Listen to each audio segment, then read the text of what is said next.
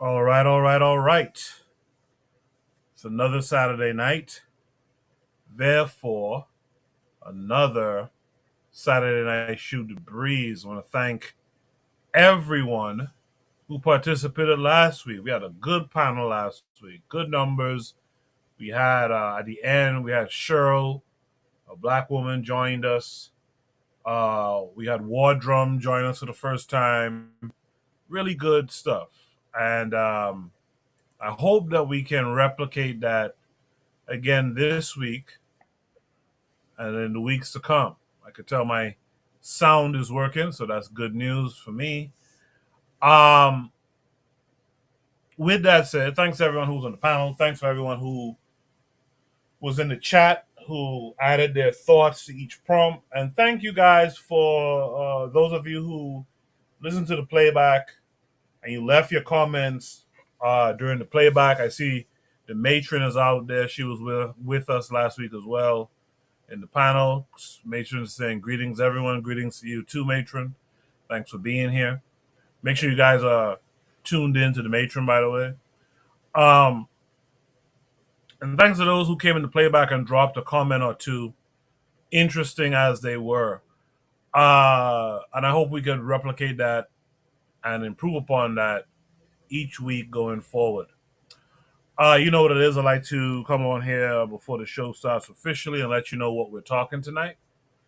We're talking, how do we feel about this awesome moment? This moment has to do with some kids kind of cracking jokes on each other about being fatherless. We're going to talk about how every society is based on three pillars: culture, politics, and economics. We're going to talk about that in terms of the UNIA. That should be an interesting conversation. We're going to talk about Neely Fuller tonight. Neely Fuller recently passed away. In honor of Neely Fuller, the tacky, trashy, and terroristic fact can be debated on any African, non-African relationship.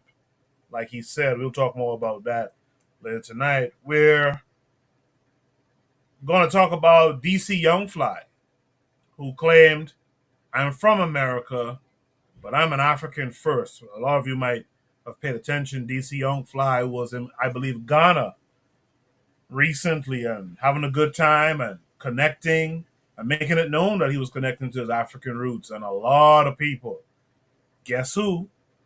A lot of hashtag folks did not like that. Speaking of Africa, we're going to talk about 19 Keys and what he had to say about Africa. People are getting on him about that as well. So, what I'll do now is start the show officially. I posted the link for anyone who wants to join the panel. They can join the panel. What I'll do now is start the show officially, and on the other side, I'll post Shoot the Breeze topic number 1, as well as introduce any and all panelists tonight. Oh, I see the brother from the To Be Fair show is out there saying peace, fam. Peace to you too, brother. Thanks for coming through. Make sure you guys are checking out the To Be Fair show as well. What I'll do now is start the show officially, and on the other side, we will discuss Shoot the Breeze topic number 1. Do stay tuned and hit the like button for in the meantime and share the show to your social media.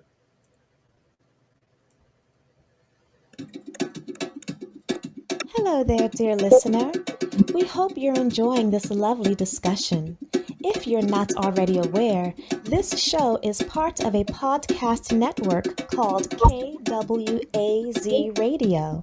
A Pan-African nationalist and Garveyite network come to showcasing the rich and varied thoughts of African people.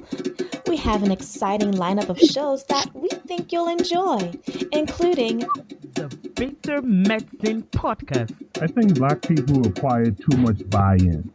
Like, we constantly have to sell black people on things that are beneficial to black people. The Pro-Black Perspective Podcast.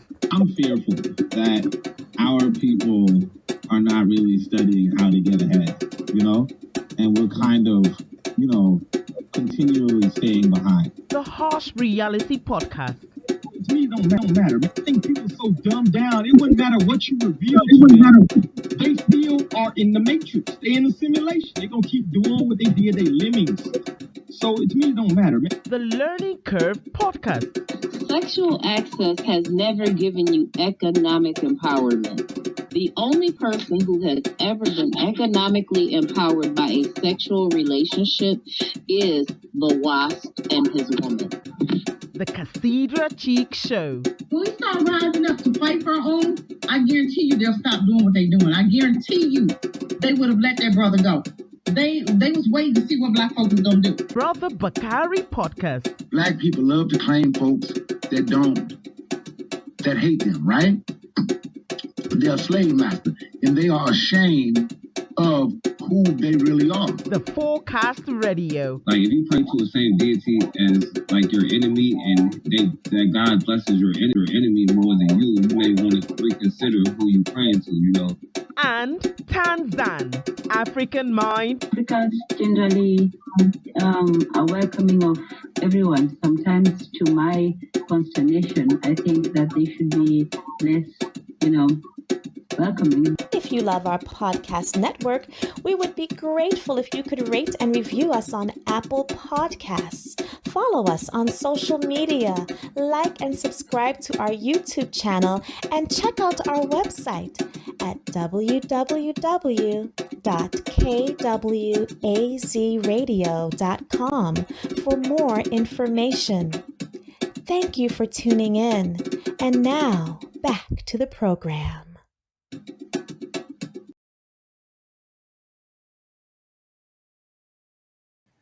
Almost forgot to unmute. Yes, indeed. I want to thank everyone who's here. I see you guys in the chat, introducing yourselves, saying what's up. Good stuff. I see the To Be Fair show said peace, fam. Anthony McPhail said what's up to the matron. She returns. Black Seal says good evening. He says he's driving. Should be on in an hour. I do appreciate that, Black Steel. Be safe out there, by the way. It's just not snowing here in New York, so I'm sure it's not snowing there, but be safe all the same. Trigger Hobby 262 Plus is out there this week. He says peace.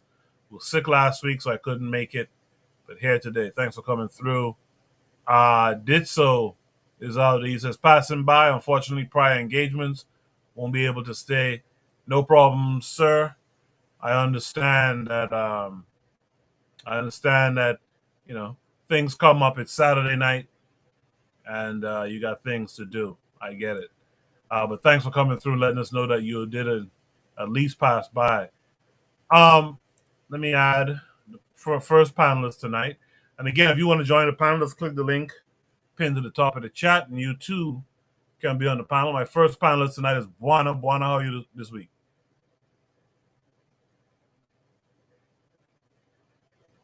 All right, I'm guessing we're starting off with... Coco, can you hear me? I can hear you now, yeah. Can you hear me? Yeah, so Buana has a delay. Buana, you have a delay. Okay. Go and come back. So I'll...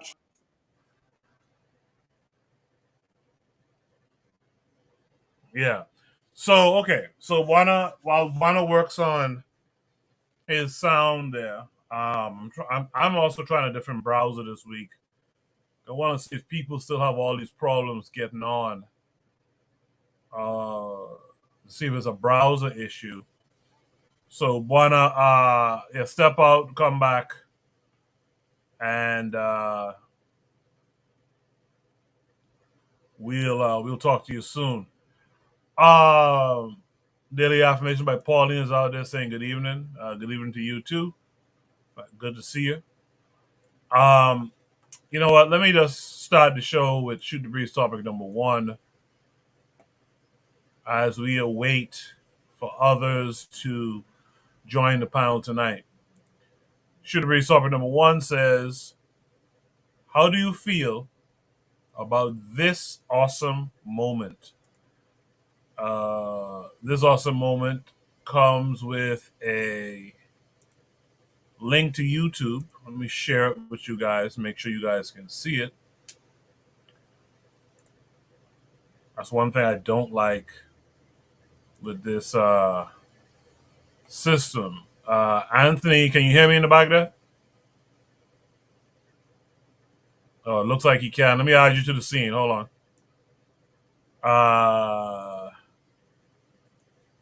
Yeah, Anthony, can you hear me? I can't hear you for some reason.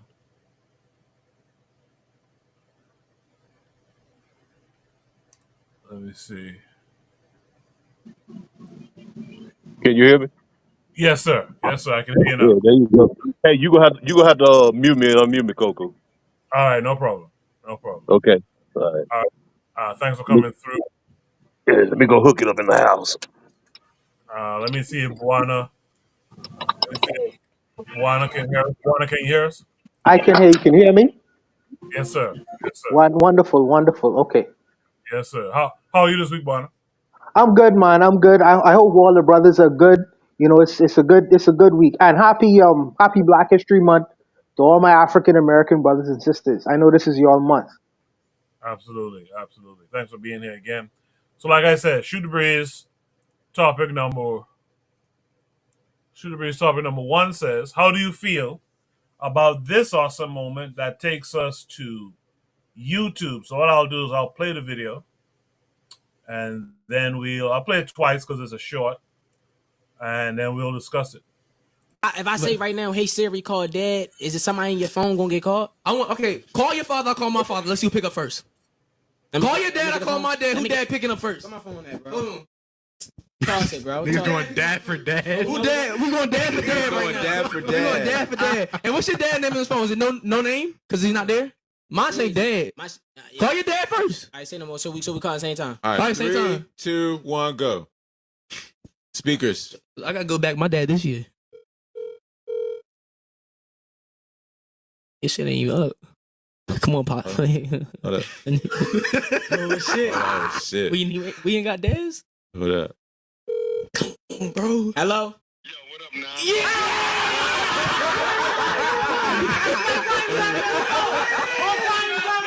This shit is loud. If I say right now, hey Siri, call dad, is it somebody in your phone gonna get called? Okay, call your father, I call my father. Let's see who pick up first. Call your dad, I call my dad. Who dad picking up first? Put my phone there, bro. Toss it, bro. Niggas going dad for dad. Who dad? We going dad for dad right now. Dad for We going dad. dad for dad. And what's your dad name on his phone? Is it no name? Because he's not there? Mine say dad. Call your dad first. I say no more. So we call at the same time. All right, 3, 2, 1, go. Speakers. I gotta go back my dad this year. This shit ain't even up. Come on, Pop. Hold up. Oh shit. Oh shit. We ain't got dads? Hold up. Come on, bro. Hello? Yo, what up now?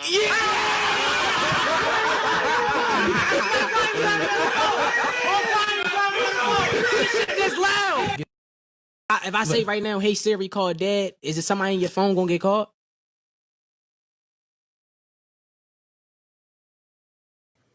So that's an interesting and somewhat strange conversation. But I'm noticing that's a joke that black folks perpetuate a bunch now. This fatherlessness thing. It's very interesting how we kind of start parroting the other society when it comes to these serious matters in our lives. But I've been noticing that is a common joke now in the black world. I'll be curious to hear what others on the panel have to say about it. I'm going to start with Anthony. Anthony, what are your thoughts? How do you feel about this awesome moment?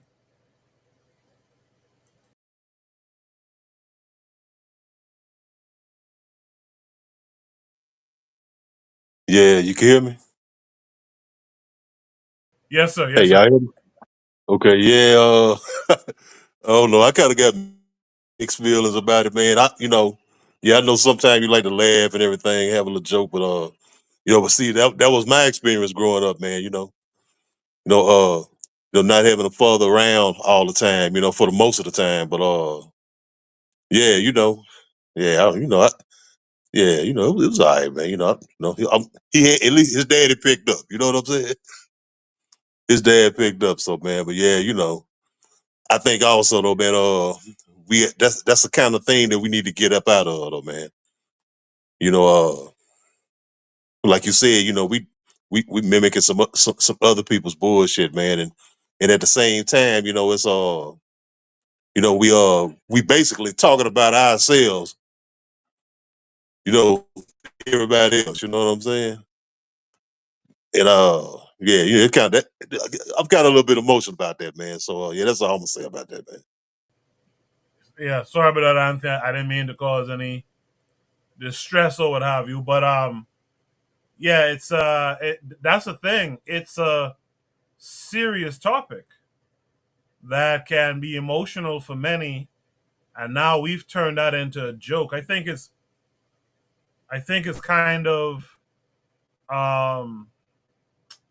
what was I thinking to say? I think it's kind of that thing of if you can't beat them, join them.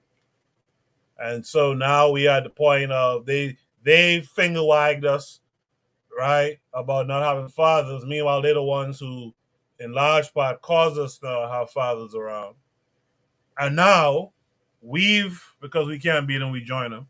We've just, you know, jumped in and start making the joke ourselves, only for in due time the other folks to come back and say, "See, even they say they don't have fathers and stuff like that." I mean, it's such a easy little thing to see, and it's such a shame that we keep falling into it over and over. Real quick before I go to Buana, I also want to shout out Sister Raw, who's out there shouting us out. Uh, Trigger Happy 262 Plus says, "Yeah, it's just a joke that is expressed because that's the lens white people see black people, so it becomes repeated." Yeah, and that's one of the problems with black content creators too. We start playing into the nonsense too, just to say we've made content that is relatable and appeals and all that type of stuff. That's a damn shame too. But with all that said, let me go to Buana. Buana, what are your thoughts on this?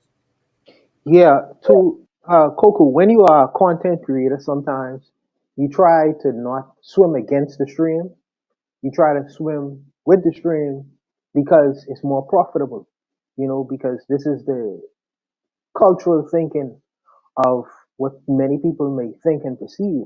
So, especially when you have audiences of people who want to be attracted to your content, you probably want to go swim with the stream rather than against it. Because really and truly, I am knowing that I have never been in a part of a community, and I can't. This is maybe I've been lucky because most of the men I know who have children, they love their children.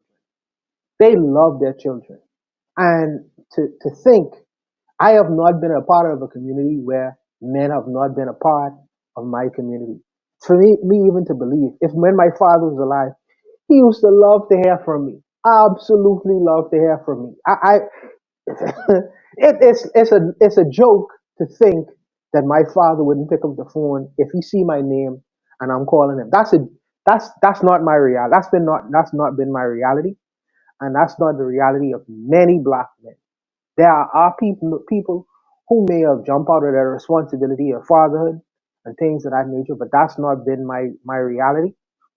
And let me also say this: if you want to get that opportunity to be a father person in your community or whatever, you could always have uncles. Because I remember I remember my uncles. My uncles used to come around to visit my mother all the time. I remember my uncles very well.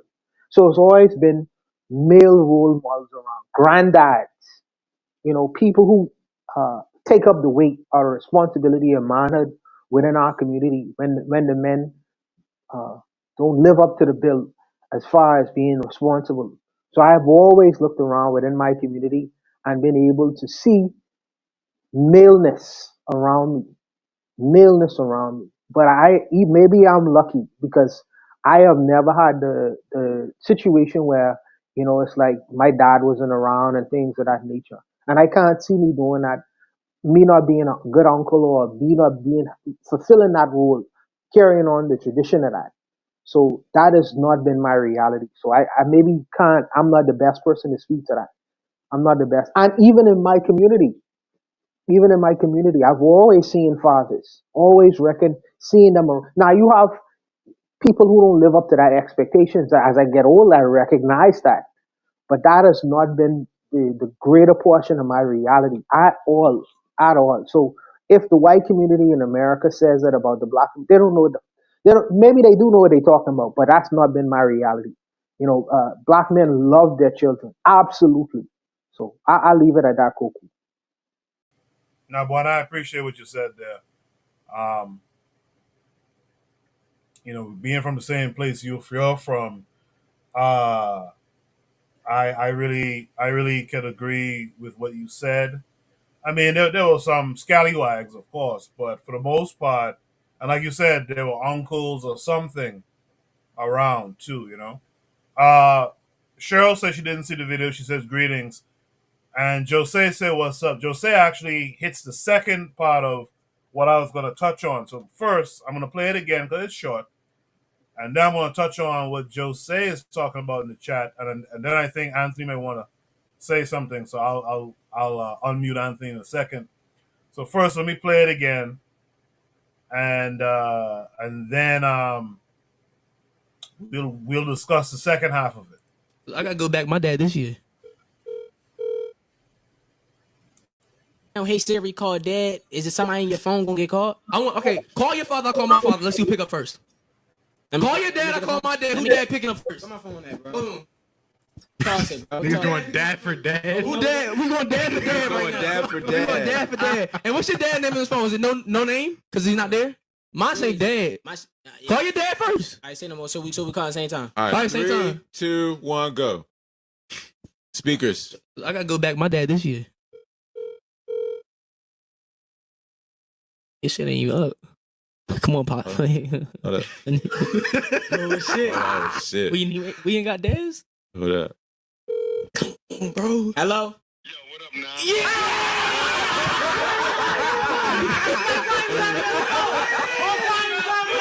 This shit is loud. If I say right now, hey Siri, call dad, is it somebody in your phone gonna get called? Okay, call your father. I call my father. Let's see who pick up first. Call your dad. I call my dad. Who dad picking up first? Put my phone there, bro. Boom. Toss it, bro. Niggas going dad for dad. Who dad? We going dad for dad right now. Dad for We going dad. dad for dad. And what's your dad name on his phone? Is it no name? Cause he's not there. Mine say dad. Call your dad first. I say no more. So we call at the same time. All right, same 3, time. 2, 1, go. Speakers. I gotta go back my dad this year. This shit ain't you up. Come on, Pop. Hold up. Oh shit. Oh shit. We ain't got dads? Hold up. Bro. Hello? Yo, what up now?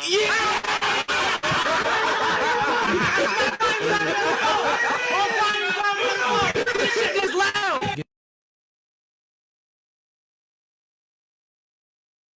So hopefully Cheryl saw the video because I see she's posting the laughing emoji. But the second part of it that shouldn't be lost in the sauce is that at the end of the video, if you peep it, both their fathers actually did pick up the phone simultaneously. So, and if you read the comments I have on the side here, you'll see that people were pointing it out. Let me read some of the comments. Someone says here, black fatherhood is needed. I watched this an unhealthy amount of times with pure joy and excitement. Someone else says, bet their dads are like, what the hell is going on over there? Someone else says, this is the type of content young black men need. So, someone says I was stupid invested. Someone says they call at the same time. Their pops answered their phones at the same time. So, thanks for Jose for putting that lead out there. But that was, in fact, the second part of the video I was going to discuss. which is, the fathers did pick up the phone. So while it's a joke that I don't like, I gotta say I did like the end results. Before I go to Anthony, uh, Cheryl says, I always had my father in my life, and as a young woman, I'm grateful. But I know people whom didn't have fathers, and you see the impact today. Anthony, you want to add something here, brother? Oh no, not really, man. You pretty much got it, man. You took of it. Like I said, it was. I mean, I can laugh at it a little bit. You know what I'm saying? But to me, it's a serious thing. You know what I'm saying? And like I said, it kind of hit a little bit close to home a little bit. But no, man, I ain't got nothing else to add to it. No problem, Anthony. No problem. Buana, now that you've heard the second part of it, what say you to all of it now? What I would say to my brothers like Anthony is, the things that you didn't get in growing up, you become that thing, and I would challenge the brothers them who didn't see the best example or even an example at all. You become that thing, you know what I mean, and try to pass on the greatness of your legacy rather than the part of your legacy that you didn't particularly like. You know what I mean? You be able to bridge that link and that gap where pops maybe didn't wasn't able to fulfill that gap. You become that individual to pass that on to the next generation. So it's just we are trying to correct that broken link. And if they couldn't do it, you have the job to do that. You have the obligation to do that for your generation coming after you. Whether it's yourself and your own children or if it's your niece and nephews, you be that link. So, if the nieces and nephews say, well, I didn't have a dagger, but I always had my Uncle Anthony. He was always around. He was always passing me that $20. They remember that. They remember that 20 years later and shit. Yeah, I mean? My dad wasn't around, but my greatest impact to me was my uncle. My uncle Anthony always used to be looking out for us. He was always making sure, and I won't be just like him. So, sometimes with us, with the brothers, where some of the brothers, fall to the wayside, some of us who are a little bit stronger, I believe, have to be able to bridge that link. It is what it is, but I'll leave it Cokley. I appreciate that, Buana. Let me just read a couple comments here. Trigabi262 Plus says, by the way, glad you're feeling better, Trigabi262 Plus. Welcome back. He says, yeah, the negative aspect was the side joke, but glad they both have fathers in their lives for their development as black men. Cheryl says, this is where self worth comes into play and why we need to be understanding and patient with our people. Lastly, Cheryl says, if not your biological father, it's important to have a male figure for men and women. I'm not going to ask if there's any last thoughts on this problem. I think we kind of touched on most of the things, and we know it's kind of emotional, etc. So I would just say good discussion from the chat and the panel. Let's move on to Shoot the Breeze topic number 2, though. Shoot the Breeze topic number 2 says, and this prompt was longer, but it won't display if I show the whole thing, so I'm going to have to read off the second part. It says, Shoot the Breeze topic number 2 says, every society is based on 3 pillars: culture, politics, and economics. The second part of this prompt says, did you know the UNIA sponsors a football, soccer club in NYC, hosts community-focused radio show, and founded the Federation of African, Caribbean, and American Restaurant Owners Corps. So that's the full prompt. So that'll make you understand what you're seeing in this attachment for this prompt. Let me see if you guys can see my screen. Absolutely. So what we'll do is we'll watch this. Let's see if I can get this right.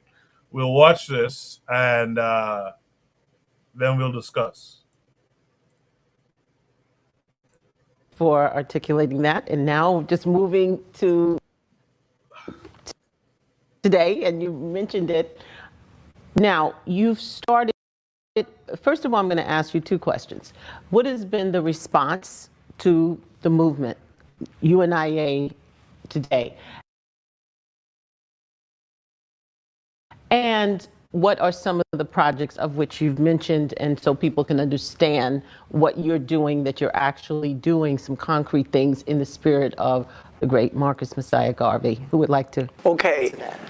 Every system, every society is based on three pillars: culture, economics, and politics. You need culture because it's the way you express yourself. It's how you connect with everyone. You need politics because the politics plays the important role of distributing the funds and controlling what goes on in a community. However, those two cannot exist without the economics. And this is the big message that Mr. Garvey brought. He said, economics must rule the day. Now, when he says economics, he's not talking about one or two entrepreneurs making money, doing for themselves well. He's talking about self-reliance, where all of us gain and put a foothold there.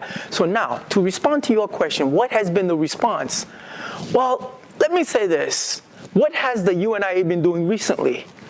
The UNIA operates a soccer program. Believe it or not, the Rosedale Soccer Club. The UNIA is on the radio with the community-focused radio show, and that is strictly economics because we use the proceeds from the restaurants that we are engaged in. But the biggest thing that the UNIA is involved in is what we call the Federation of African, Caribbean, and American Restaurant Owners Corp. We initiated that in March of 2016 at the Schomburg, and I know Sister Louise, you were an attendee, and I know you were I know you brought your teenage son, because I met him that day, and I thank you very much for bringing him. We launched it where we said, guess what? What would Mr. Garvey do now? A lot of times we beg, we protest, we denounce, and that's not to say it's not important, but we still need to control and develop the economies. Everybody, let's take, for example, New York City. Every community that is strong in New York City is because they control the economies of their communities. In our communities, as the President General rightly asked, where are the supermarkets? Where are the financial institutions? Every other communities, they control their business. In our communities, we actually do not. Other people control the businesses. That's how we're going to rebuild our nation. When we say our nation, our community, by controlling the economics. Now, how do you do that? Pool your resources. How was Mr. Garvey able to get all of these monies to buy not one, not two, not three ships, and then build all of these businesses? Believe it or not, Sister Louise, we have the money. We have it as black people in these United States. We just don't know it. We're poorly organized. So we pull our resources. We establish what we call the ROC, the Restaurant Owners Corp, where what we said to ourselves is all of these restaurants, and there are a lot of black restaurants in New York City, they spend between $8,000 and $20,000 per week on dry goods, meats, fish, produce, and vegetables. Two questions you've got to ask yourself. Number one, where are they getting this money from? Where?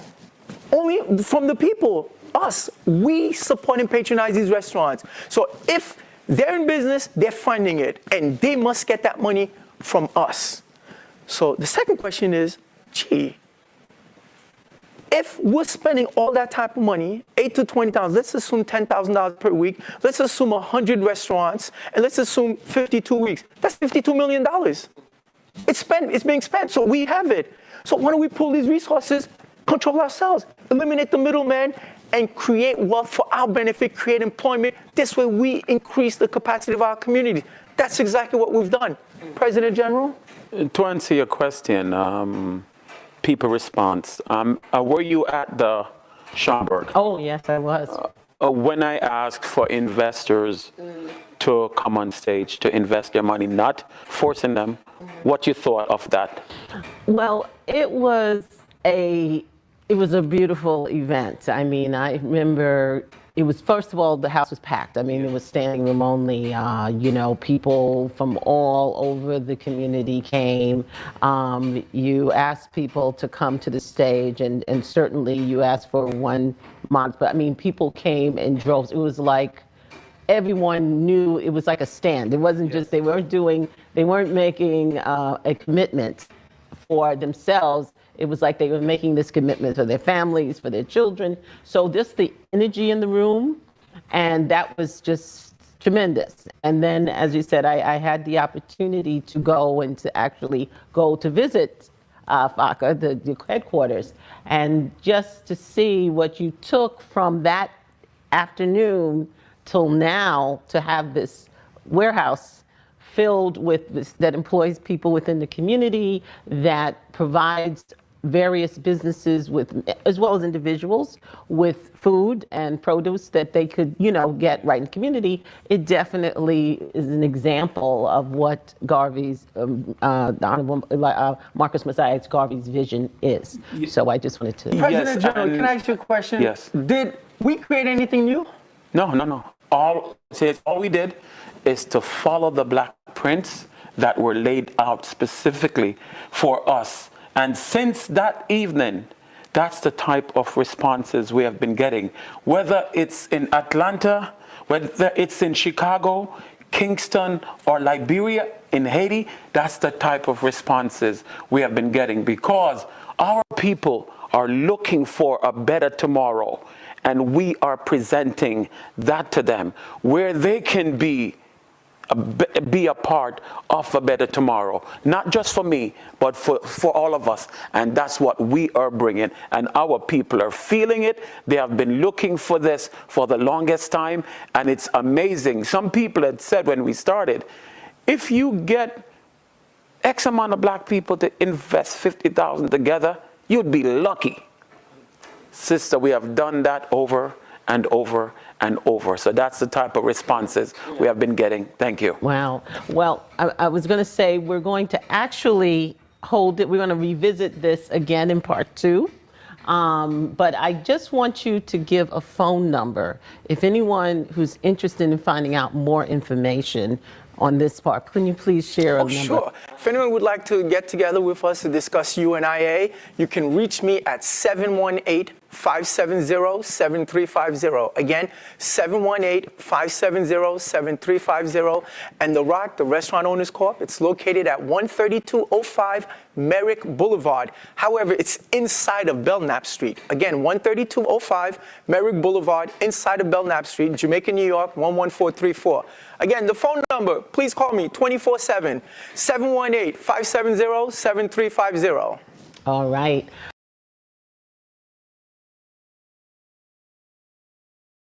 Yeah, good stuff there. Good stuff there. How many of you in the chat were familiar with the community focused radio show and this sponsoring of a soccer team or soccer club in New York, etc.? I'll be curious to see how many of you are familiar and how many of you have listened to the community focused radio show. I gotta check this. I gotta contact these fellas. I like what they're doing here. With that said, let me introduce our latest panelist. That'll be Jacadero. Jacadero, how are you this week? I'm well. You can hear me? Yes, sir. Can hear you loud and clear. I'm well. Peace and blessings, everybody. Yes, sir. Thanks for coming through. Jacadero, let me start with Anthony first. Anthony, what are your thoughts on should be topic number 2? Every society is based on 3 pillars: culture, politics, and economics. And the additional part of did you know the UNIA-ACL sponsors a football or soccer club in NYC, hosts community-focused radio show, and founded the Federation of African, Caribbean, and American Restaurant Owners Corp. What saved all of it, Anthony? Yeah. Okay. I had heard a little bit about it because their sister. I follow their sister. I think, if I'm not mistaken, I think her name is Louise Dante. if I'm not mistaken. That sister who was talking, the dark skinned sister, the sister who was talking.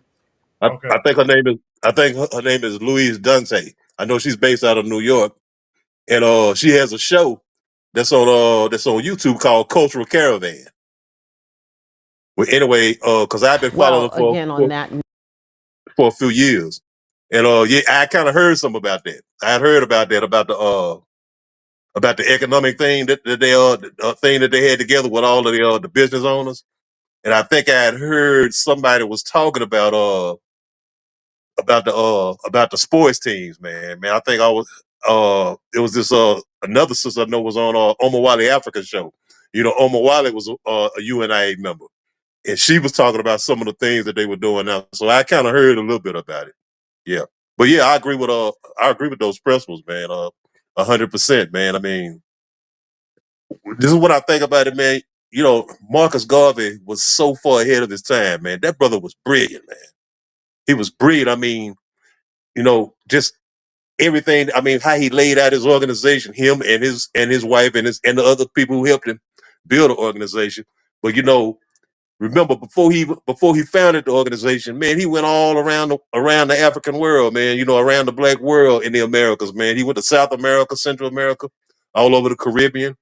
You know what I'm saying? And he was just taking in everything that he had to take in. You know, so he could create solutions. No, to our problems as African people, man. And and I mean, look, just I mean, even to this day, right now, there hasn't been an organization like his. You know what I'm saying? And I mean, just all of the things that he did, man. You know, I have so much respect for the Honorable Marcus Garvey, man. And like, you know, hey, look, you know what I'm saying? What I'm saying? No, this is my Bible right here, man. But yeah, man, I definitely agree with all of that though, man. No, I knock off right there. You can mute me, Coco. Yeah, appreciate that, Anthony. Yeah, this that triangle right there of culture, politics, and economics very important. We talk about we talk about culture a lot, but I feel, we talk about culture a lot as a community. I think, or as a conscious community. I don't know if we often meld the other two points of that triangle very well. So I think it's something that we should be better at, connecting those three dots. And by the way, it is Cultural Caravan Presents, so I think Anthony was correct about that. I gotta look into it a bit more because I'm in NYC and I wasn't aware of the community radio show, etc. So I'll check all that out. With that said, Jacadero, what are your thoughts on every society is based on three pillars: culture, politics, and economics? Yeah, absolutely. What the two men were saying is exactly what nationhood is about. Without those things, you just pretty much just have groups that meet together. And one thing I didn't know that there was a soccer club that was funded by them in New York. So next time I go to New York, I'll have to check that out. I don't have much to add. Props to the UNIA. Appreciate that, Jacadero. In the chat, hold on. In the chat, Cheryl says, did not know. She goes on to say, sounds amazing. Self reliance is the only way. Absolutely. Trigabi262 Plus says, UNIA controlling the business class is crucial to why it had the greatest global scope. All it just needed was to capture a state or to start the capture of all of Africa. I agree with that, Trigger. Very good comment. Buana, you've heard everything else everyone had to say. What say you to all of it? When I was watching this, I was just thinking of Brother Bakari because he is the person who he's pushing that black business principle to a lot of people. So he would have loved seeing something like this. I don't know if we have an opportunity to see this because this is something that he would really catch on to and really love. But like I say, if I was in New York City, I would probably reach out to these people. I did not know. It's interesting that even though the UNIA lost their charismatic leaders or leadership, the organization, in terms of what these people are currently doing, is still moving on the ground, moving. And it just shows sometimes that A charismatic leader is good to bring people in, but to get people to actually work is another kind of thing that you need to achieve, because these people are on the ground moving and making things happen in terms of the economics within their own respective communities, and they branching out into different other places as well, all the while not necessarily having a charismatic leader. So it goes to show that yes, charismatic leaders are good, but people coming in to actually do the work and get the work done is very, very important, especially in pushing in terms of culture, politics, and economics, getting the work done. And usually these kinds of things are not, the people don't necessarily see these people. They're not up front and center. These are faces you don't usually see, but these are the people who are actually getting the work done. But I need to visit their website, even call their number and see. I'm gonna call them probably sometime next week. But I wish they had a website. But I'll call them, to speak to whoever, because it's a good initiative to have, and to see if you could this initiative could be carried over into places like this part of the world as well. But we have a chambers of commerce, but that is a little bit different. But I see what they kind of trying to push here, and I think it's an important feature in moving the whole idea of Gaviism forward and Pan Africanism forward. I think that they're doing a great thing, man. Absolutely great, brilliant. But that's really it for me right there. I have a follow up question, kind of broad, but first let me read these comments. Uh, Cheryl says, politically, we need a protective agent to stop infiltrators from stifling that progress. Trigger Happy 262 Plus says, now black spending power and black businesses have no political school or political shape to funnel the money and profits to build greater political projects. It's just about enriching individuals. My broad question to all of you, and Anthony, I'm going to unmute your mic in anticipation of your response. My broad question to you guys is, if you had to speak to it, what do you think is or ought to be African people across the globe? What should our politics be? I know it's easy to say Pan-Africanism, but if we had to break it down, what should some of the elements of our politics look like? Anyone can answer. You guys have the floor. Yeah. Okay. Okay. I'll go first if anybody else wants to. Sure. Okay. Okay. Like you said, when we say Pan Africanism, because a lot of people have different interpretations of what Pan Africanism is. You know what I'm saying? And I dig that. But I go back to what the Honorable Marcus Garvey said. His idea. Honorable Marcus Garvey, he didn't talk about Pan Africanism. I think that was a label that was put on him, to describe what he was doing. But I think his thing was more, he was talking about black unity. You know what I'm saying? And he was talking about us rallying around what unites us, and what unites us is our race. You know what I'm saying? And we have, you had to put in context the conditions we was in. We talk about most of the black world was under colonial rule at that time. Well, most of the black world now is under neo-colonial rule. We have external forces who are destabilizing our countries, like we got in the Congo and other parts of the black world, in Haiti. You know what I'm saying? We basically are under attack, and we got to realize that we are under attack. We can't buy into certain things like, this classism and all. That plays a role in things. But I'm saying we have to say with our full chest that we race first, that we black first, and that we're gonna take care of our people first. We're gonna look out for our people's interests first. Okay, and after that, we could work with other people if we want, if that's what we want to do. But we have to look at it: black man, the black man; black woman, the black woman; black man, the black woman. We have to look at it and say, you know what? In this whole world, we got to look at it like, hey, everybody got their foot on our neck, and the ones who don't have their foot on our neck, they'll put it on our neck. You know what I'm saying? They'll put it on our neck to get what we got. You know what I'm saying? I mean, we have ownership of the richest piece of real estate in the world, man, the continent of Africa. You know what I'm saying? And not only just the continent of Africa, but our black minds everywhere. Hell, whether you from Jamaica, Haiti, the Bahamas, from Afro America, or from wherever black people at. Everybody else use our people, our brain power. You know, look, all the Nigerian doctors, or Haitian doctors, and scientists, and everywhere. We go everywhere to help them build their shit instead of building our shit. Well, you know, let's build our shit first. Let's build our shit first. Let's get our thing together.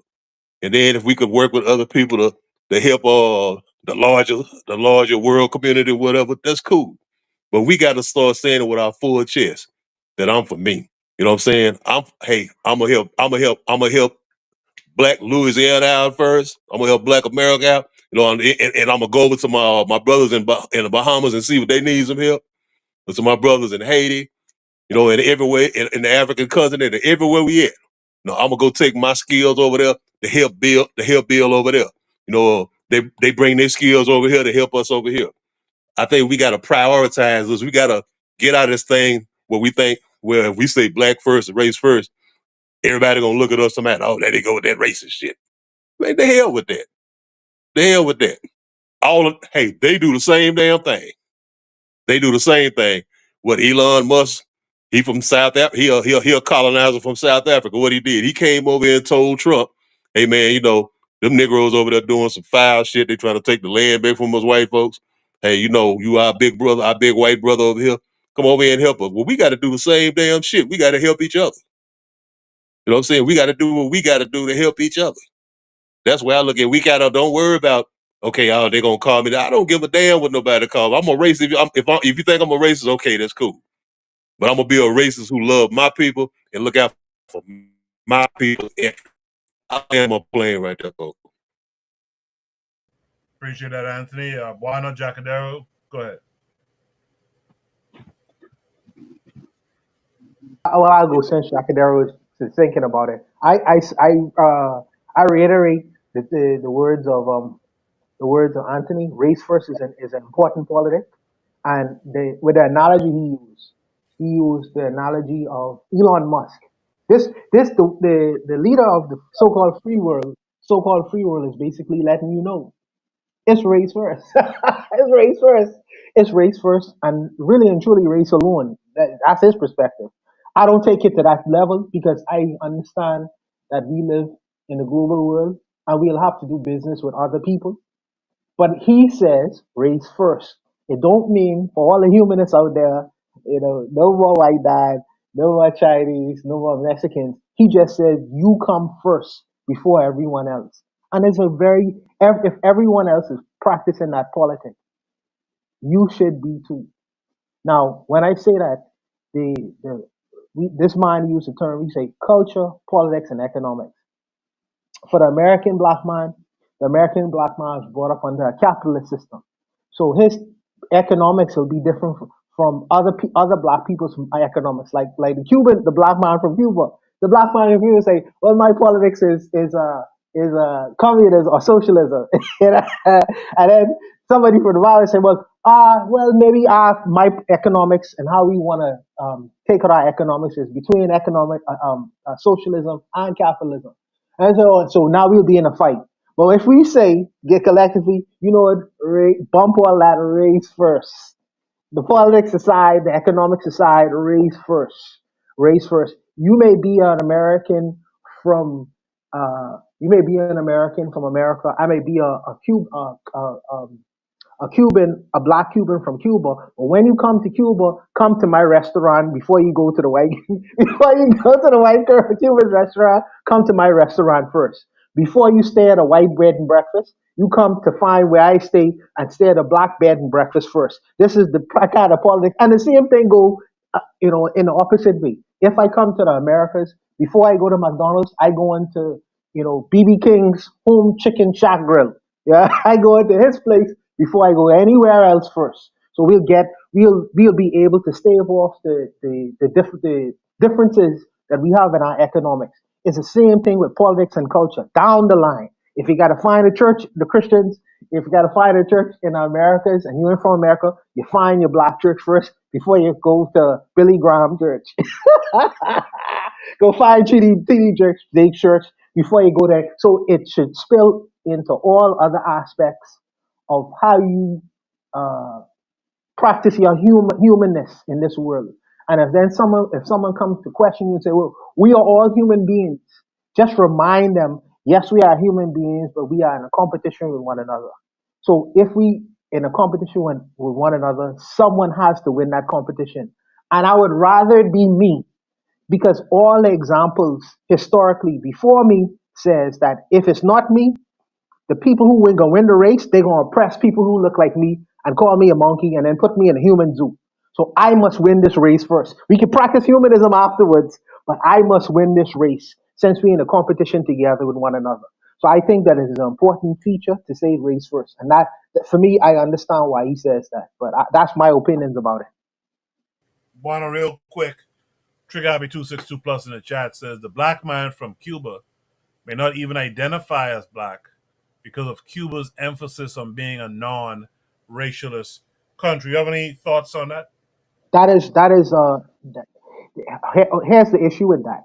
I've been to Cuba and I have seen the culture of Cuba is the black man is still doing the laborious jobs at the bottom, behind the scenes, the housemaids, the servants, even with the so-called equality of communism and Cuba and socialism.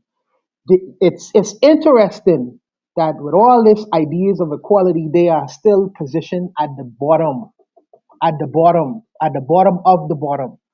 So that is a game that people would like to play, but the black Cubans recognize it. When I stayed there, the black Cubans, the house where I stayed at, they looked at me like I was a fascination. It's like, how could you afford to be such a young person and have a vacation and stay up in this wealthy guy's place and relax? You know what I mean? And live up in his house and be able to do the things that I was doing where they could not do it. So that is people say that, the politics of a country may say that, just as they do with African Americans. You would see the African Americans balling, and you would think if you don't live in that country that all African Americans are millionaires. And it's only until you get there you realize and say, oh, this is an image that countries put out in the world to make people believe what it is when it's really not like that. So I think that I would say go investigate for yourself to see whether what I'm telling you is true or not true. That's what I say. Investigate for yourself. But I'll leave it there, Koku. Appreciate that. Buana Jacadero, you have any thoughts? No, I don't. These two brothers on the panel, they hit it right on the money. Appreciate that, Jacadero. In the chat, Cheryl says her response to my follow-up question is only marry black African, only reproduce black African, only practice African spiritual systems, no Islam, no Christianity, no Judaism. This is what we should strive for. The matron says we should start with only buying from black manufacturers. We should require that businesses invest in the black community. We should invest in co-ownership so that our money circulates. I like these responses from everyone. Brother Bakari is out there. BBN, Black Business Network. Make sure you guys subscribe. He had a live earlier today. He said the three pillars would be family, economics, and military. So Bakari has a different three pillars than what was discussed in this prompt here. Jose says they position themselves there by a worldview. Happens everywhere in mixed societies. I agree with that too. Everywhere you go in a mixed society, the black man is at the bottom, and that's something we should be concerned with. Jose says that's what makes sense the most. Trigger Happy 262 Plus says, to be fair, Cuba is dealing with sanctions, but I'm referring to Castro's policy to emphasize non-race, or that, quote, we are all Cubans, but I'm sure many don't agree with that too. Good discussion, everyone. Cheryl points out military is a part of political. Just to remind everyone that this prompt was discussing the three pillars as being culture, politics, and economics. And you know what's the funny thing is military and family can actually be a part of all three. I think Anthony wanted to add something here. Let me get Anthony's thoughts real quick. Go ahead, Anthony. Yeah, cool. I was just agreeing with what you said, what you were just saying, and and what the sister Cheryl was saying. Military that falls under political because, like, even what Kwame Ture said, everything is political. You know what I'm saying? Everything's political. And I just wanted to just real quick, and I'm gonna knock off, say that when Buono was talking about Cuba, of course I've never been to Cuba, but I have a lot of Cuban friends. But like you saying about the economic system or whatever, how the Cuban might we might be under a capitalist system here, and the Cuban black man might talk about coming. You know what I'm saying is here. The economic system that was imposed on it. You know what I'm saying? He didn't have nothing to do with it. You know what I'm saying? Castro and Che Guevara and their group, they said we're gonna do this here, we're gonna do it this way. But like I'm saying, from everything that I read, everything that I've listened about, man, Cuba's a very racist society, man. I mean, you talk about institutional racism down to the bone, man. I'll leave it right there, Coco. I appreciate that, Anthony.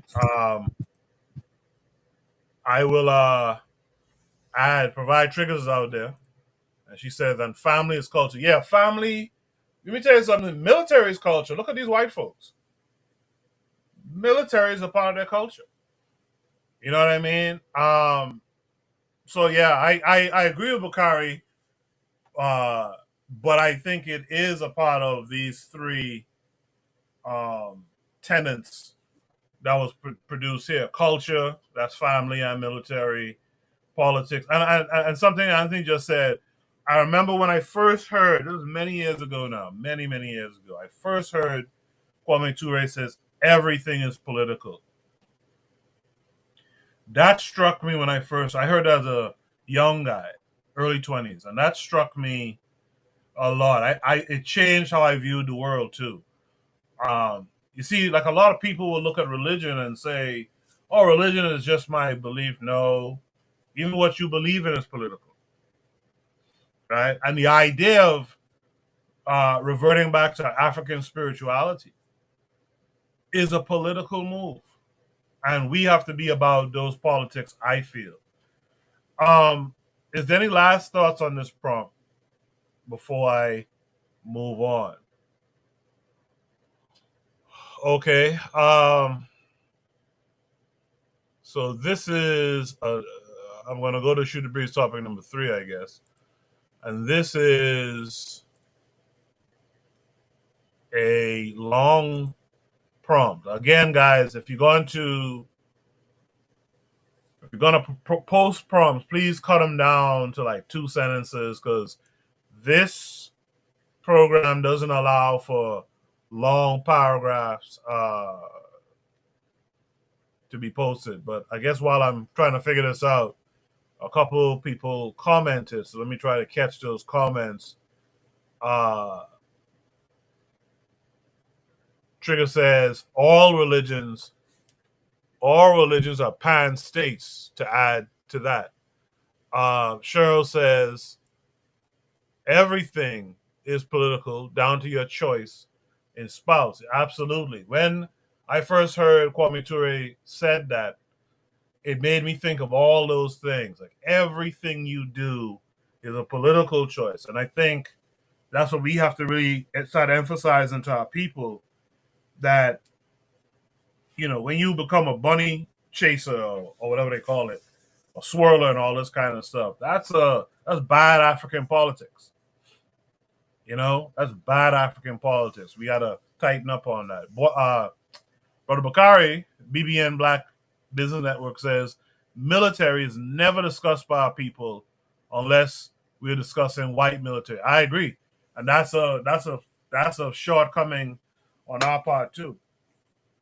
Which is why, I like Shoot the Breeze, and I like some of these topics that we discuss. It allows us to kind of open up our minds and expand the conversations a little bit. We got to remind our folks that everything is political. And military is a part of that. And if we ain't on military, we ain't on nothing. We ain't on protecting ourselves. We ain't on nothing. You know? Provide Triggers says, my dad often said, the personal is political and vice versa. Absolutely. She said something else. She said she agrees with Buana. Traveled to Cuba 2 times, and Black Cubans are still at the bottom of the totem pole. So I appreciate all of those comments. I'm going to try to get Shoot the Breeze topic number 3 out, but I'm going to have to chop it up. Shoot the Breeze topic number 3 says, in honor of Neely Fuller, the tacky, trashy, and terroristic fact can be debated on any African/non-African relationship, like he said. Let me try to read the rest of the prompt.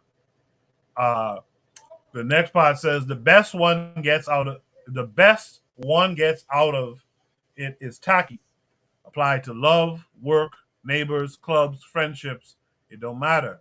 Tacky is the best you'll get. That's an interesting statement from Neely Fuller. Tacky is the best you'll get. This came with a link. I didn't set it up. Hold on. Give me a quick second. This came with a link that's going to take us to YouTube. Just give me one quick second to tee it up. I should have done this before. All right. So this takes us to YouTube. It's a short video, relatively speaking. Let me make sure you guys can see my screen. Great. So again, as many of you might know, I didn't really pick up on it at first, but I guess Neely Fuller passed away earlier this week. And this prompt is in honor of Neely Fuller. This video is called Neely Fuller, Tragic Arrangement, Tacky, Trashy, Terroristic. We'll watch and then we'll discuss. Well, the interaction between black people and white people in a system of white supremacy only comes under 3 categories as far as what I call in the word guide that I put out, the textbook for victims of racism in the word guide section. It comes under the tragic arrangement. All of the arrangements between black people, non-white people, and white people on this planet in all areas of activity, 24 hours a day, comes under the banner, you might say, of a tragic arrangement. And that breaks down into 3 categories: tacky, trashy, terroristic. And it doesn't get any better than tacky. The very best arrangements, a bunch of black people and white people sitting around a conference table and whatnot, the whole atmosphere, the nature of the talk, the way that people interact with each other, the hypocrisy that goes on, the nervousness that goes on, that's tacky. It's all tacky. It doesn't get any better than tacky. It can't get any better than tacky. And if they try to improve on the tackiness, then it starts getting trashy, like the outline that you just presented. Symbolism and whatnot. I mean, they're going to cut a cake or something like that in a sort of a party-type atmosphere. Okay, so then it gets trashy. That's the only thing I can make out of it from your description of it. I'm not familiar with the scene, but I think that would come under that banner.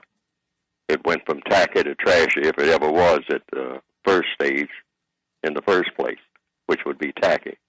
Then it just goes to tacky, trashy. And then the third stage is something that's terroristic. So just what you just outlined, the cutting of the genitals and all like that, could be considered symbolism of terrorism. See, so it doesn't get much better than those three things. It doesn't get out of that frame of reference. Hacky, trashy, terroristic. 1, 2, 3. Take your choice. You're not going to get anything other than that. You're not going to get what we call a quality relationship ever under the system of racism. You can only get that quality relationship if you eliminate racism, meaning white supremacy, and replace it with a better system. And logically speaking, that better system would be a system of justice, which means guaranteeing that no person is mistreated and guaranteeing that the person who needs help the most gets the most constructive help in all areas of activity: economics, education, entertainment, labor, law, politics, religion, sex, and war. But you're going to have this, what you have now, what you just outlined, as long as you have the system of racism being the dominant culture among the people of this planet. That's a very interesting snippet right there. I'd be curious to hear how many of you agree with Neely Fuller. And I know in the past we've had conversations where, folks, myself included, don't really pay Neely Fuller too much mind. But in this clip, I did notice he did talk about military and war. And I do kind of appreciate that side of him, I guess. So shout out to Neely Fuller, I guess. But with that said, let me mix it up a little bit. Let me hear from Jackadero. Jackadero, what's it?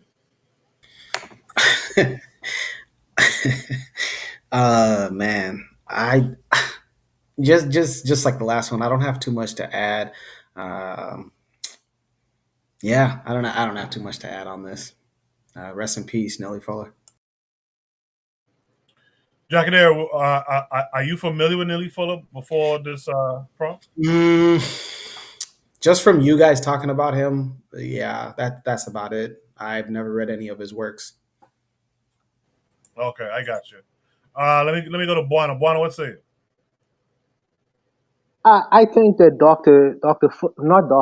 Mr. Neely Fuller was a controversial figure. I did read his book. I remember I used to be a big advocate of it because to me he was so humorous and I presented a lot of his talking points. Dr. Fuller was very good at defining a lot of the issues and making clear what was unclear in terms of white supremacy. Him and Miss Dr. Well, y'all guys know what I'm talking about. The ISIS papers. They were very prolific. Cresswell. Dr. Francis Cresswell. They were very prolific people in defining what the problem is. And now people are coming after them. People like Tim Wise, them. They are, and this lady called Batalori or something like that. They have taken up the task of trying to define white supremacy and all these kinds of ideas after the fact. And it's funny how the dominant society now looks at people like Tim Wise and Dr. Badaloria now to talk about these issues of white supremacy. When back in the day, Neely Fuller and Dr. Francis Cresswell were scorned for even trying to define the problem as these people currently do it. I find that to be interesting. But I think that Dr. Neely Fuller had some good ideas. Dr. Fuller had some ideas which is not so good mentally for the mindset of people. I think that a lot of the ideas that Neely Fuller talked about was very defeatist. Is very defeatist, and my teachers would not necessarily go along with a lot of the things that Mr. Lee Fuller was proponent of. Interestingly, though, this is when you hear the term FBA. FBA doesn't have a leader. They say the code is the leader. The code is the leader. And when they talk about the code is the leader, they are referring to Neely Fuller's book, pivotal book, The Compensatory whatever. I can't remember the whole name. It has a bunch of different kinds of names. But it's interesting that FBA says that the code is the book, but they have not read it. because nowhere in that code book does they talk about, does Neely Fuller talk about xenophobia and hatred of other black people. Nowhere he talks about that, even though he say they say the code is the leader. But I think that I would say rest in peace to Neely Fuller for taking up the task of defining the problem in a very psychological way. Yeah, and even though that I don't necessarily agree with everything, we don't have to. I think that Mr. Neely Fuller did his work, as did Dr. Francis Quest Welsing. They did their work, and I think that time will tell whether what they said was in fact factual or it could be just dismissed as intellectual rubbish. Time will tell. Now, since both of these people are dead, their ideas goes to history, and time will tell whether their work is proven to be factual and right, or we could just like put it in the trash can. So I would just leave it there. But like I say, rest in peace to Mr. Neely Fuller for all his work, what he has done throughout the years. And I'm not gonna lambaste the man. I just, some of the things that I agree with, some of the things not so much. I'll leave it there. Appreciate that, Bwana. Yeah, I feel similar to you, and I think Trigger Happy is saying the same thing. I thought he says I guess Trigger is saying I liked his emphasis on people activity the most when I ever listened to anything from him. I kind of did like the stops thing that he had. Um, but largely I agree with KW Don 7. Shout out to KW Don 7 who's out in the chat. He says Neely Fuller Jr. gave the framework for white hegemony, but never gave no solutions as to end white hegemony. And I guess in Fuller's mind, the stops thing was a solution, but that to me was more so like Buana pointed out, the code of conduct for black communities, amongst one another. So that's how I viewed that. I never saw him as giving a solution per se, as KW Don 7 would put it, to white hegemony. He said replace the system of white supremacy with justice. How does one go about doing that? Especially when you're ready to train your people to believe and think that nothing could be done without the white supremacists. How? So you're telling disempowered people or people who you say is in a prison of white supremacy to replace the system with justice. How does one go about doing that? How does one go? And the how is the important feature in the whole exegesis of his conversations. You define the problem, but and then you say replace the problem with this, but you don't give people an explanation of how do you go about methodically doing that. And I think that for me, that'll stand out as far as his work is concerned. But I think that he had something to say. He had something to say. I'll leave it. With that said, thank you, Brian. With that said, from Anthony. Anthony, would say you? Yeah, okay, yeah. First of all, I want to say, rest in peace, Mr. Neely Fuller. You know what I'm saying? We go give him that much. Rest in peace. He done went on to join the ancestors. Yeah, I'm just like you brothers, man. Never really, I never really followed him, and I've listened to him, and he does a great job at analyzing. And if you think about it real quick. Okay, even though it may not have been his intention, what he wanted, Neely Fuller is the great granddaddy of these FBA people. You know what I'm saying? He's the great granddaddy. You have to you have to put it in context. He's their great granddaddy. Every time you hear Tariq Nasheed talk, what's one of the first things come out his mouth? He's talking about racism, white supremacy. That same concept that Neely Fuller made popular. Racism, white supremacy.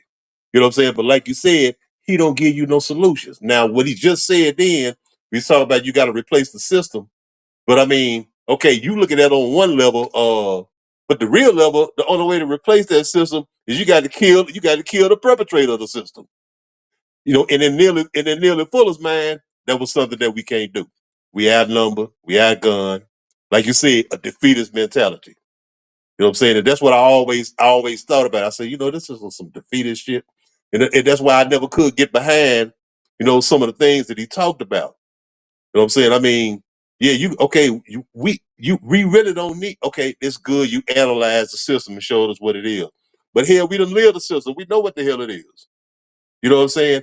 And I think that, see, to me, when you think of, this is the reason why I say he's the FBA grandfather. See, when you think only in the context of this American war scene, you know what I'm saying?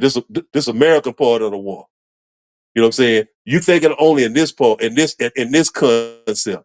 He not seeing what if Neely Fuller had any grant, and I don't know if he did, of Ibrahim Traore and the brothers in the Sahel. You know what I'm saying? When he talk about this relationship between blacks and whites, and how it's gonna go to tacky and terrorists and all of that. Well, we see this right now with these brothers over here, with Ibrahim Traore, a big bad brother who's saying, "Man, fuck that shit. You ain't taking nothing else from us. You ain't doing this. You ain't all of that shit is over with." You know what I'm saying? I wonder, did he see this paradigm of relationship between Europeans and Africans, where the African man is saying, "Get the hell out of my country. Get the hell away from here. I'm taking control of my own destiny." And I don't think that he's ever seen us as African people in this country taking control of our own destiny. That's why he bring up stuff like get your nuts cut. You know what I'm saying? The castration of the black man in America. We powerless. I don't think he knew that black men could be powerful. You know what I'm saying? That black people could be powerful, that black people could grab a hold of their own destiny. And so that's why, I mean, like I said, I'm like you, Coco. It was a lot of defeated stuff.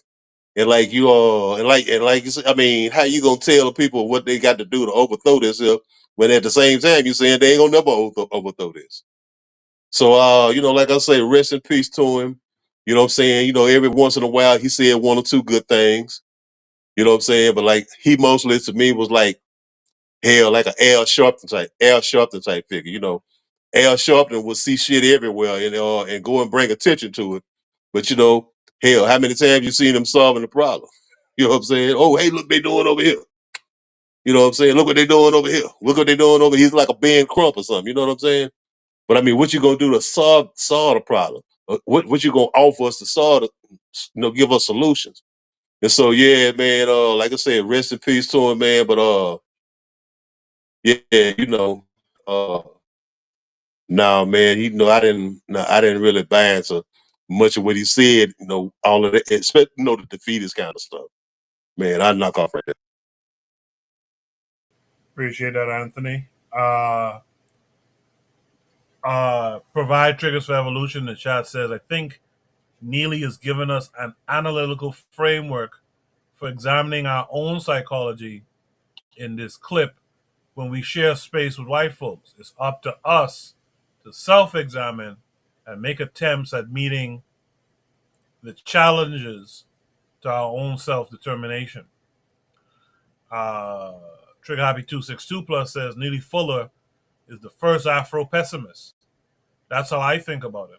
I still think the FBA misinterpret him, even with a lot of his ideas being insufficient. Is there any last thoughts on this prompt before we move on, I guess? All right. I want to thank everyone who's here tonight. Make sure to hit the like button for me. Share the show when you can. And if you want to join the panel, let's click the link pinned to the top of the chat. And you too can join the panel and have your voice heard as well. Shoot the Breeze topic number 4 tonight. Shoot the Breeze topic number 4 tonight says, quote, I'm from America, but I'm an African first, says DC Youngfly. Why are they mad at that? This came with 2 attachments, both taking us to X. The first one is by this Arthur Watkins Jr. I had to mute him too, because just whatever. But you see, he has the American flag in his name. Let me make sure you guys are seeing what I'm seeing. Yes, he has the American flag in his name.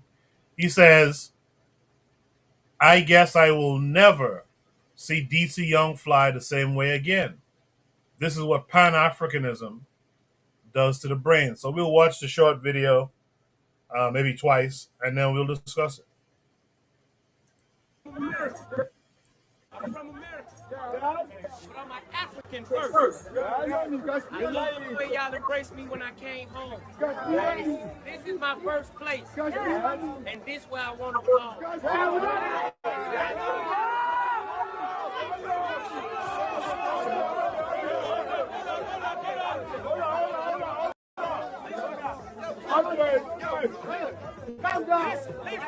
Listen. Keep God first. God brought me here. He sent me here to come help my people. I appreciate this love y'all been giving me. Keep God first. You understand me? We coming back. We coming back home. I love you,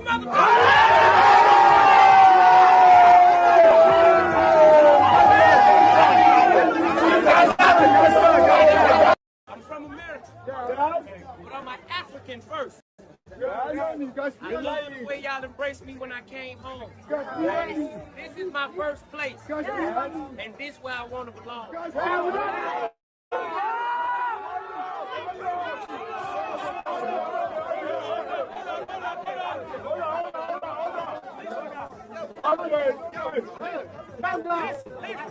Listen.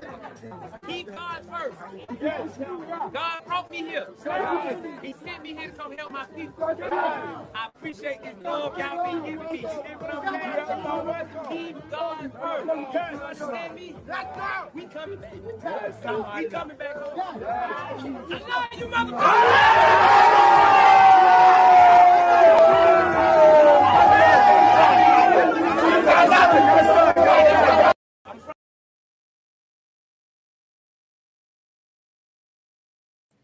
So that's DC Young Fly in Ghana speaking to the people out there, the Africans out there. This came with a second attachment that takes us to Sankofa Warrior. He says they really treat the ideology like it's a mental illness or something. He's talking about Pan-Africanism. Mind you, these are the same people who claim to be indigenous, Native Americans, Moors, Hebrew, Olmec, and every other civilization known to man except descendants of enslaved Africans. And he's commenting to the video that we saw and to the caption that this jackass guy Arthur Watkins Jr. had to say. So it reminds me kind of and I Forecast Radio, shout out to Forecast and Realm in the Bush. This past week they were talking about drapetomania, and it almost sounds to me like folks in the Americas feel like if you want to connect with your Africanity, like you kind of have drapetomania that you don't, like it's like a new drapetomania, kind of like to not want to be not African is to be crazy, it seems. You know what I mean? Like to not want to just identify as American or something is like insanity, and I find that very interesting. Again, how we mirror certain conversations from the other society. I'll be curious to hear what the panelists have to say. And again, if you want to join the panel, let's click the link, and you too can share your thoughts up here. Let me start with Anthony on this one. I got to unmute your mic first, Anthony. Let me start with Anthony. What are your thoughts on DC Young Fly and the sentiments by this poster that he won't really look at DC Young Fly to say it again? Go ahead. Yeah, man. I seen a video on IG, man. I think what was yesterday, a couple of days ago, and I was just like, yeah, there you go, brother. There you go, right there. I was happy, man. It made me feel good, man. About the brother, because I didn't know he had that kind of consciousness. Myself, I didn't know that he had that. But I thought it was a beautiful thing, man. It just goes to prove, it goes to show that when you have all these, and I'll get on that in a minute. When you have some of these Negroes on these YouTube channels and IG channels. Man, I was looking at IG this weekend and I seen so many, Koku, of these damn Negroes getting on there talking about I ain't no African and talk about being a black indigenous and aboriginal. I seen so much of it, man. I had to start blocking people, man. You know what I'm saying? I had to start blocking channels and shit. I said, man, we get this shit on about here. I mean, this whole Native American thing just went crazy. But I'm like, I just have to go back to see this is I'm gonna tell you that right here. This was a plan. This was a plan. This was a plan straight down from the government. I'm telling you on everything. Believe this. It was a plan straight down from the government. We're gonna put some people out here to go and talk this shit and spread this shit around.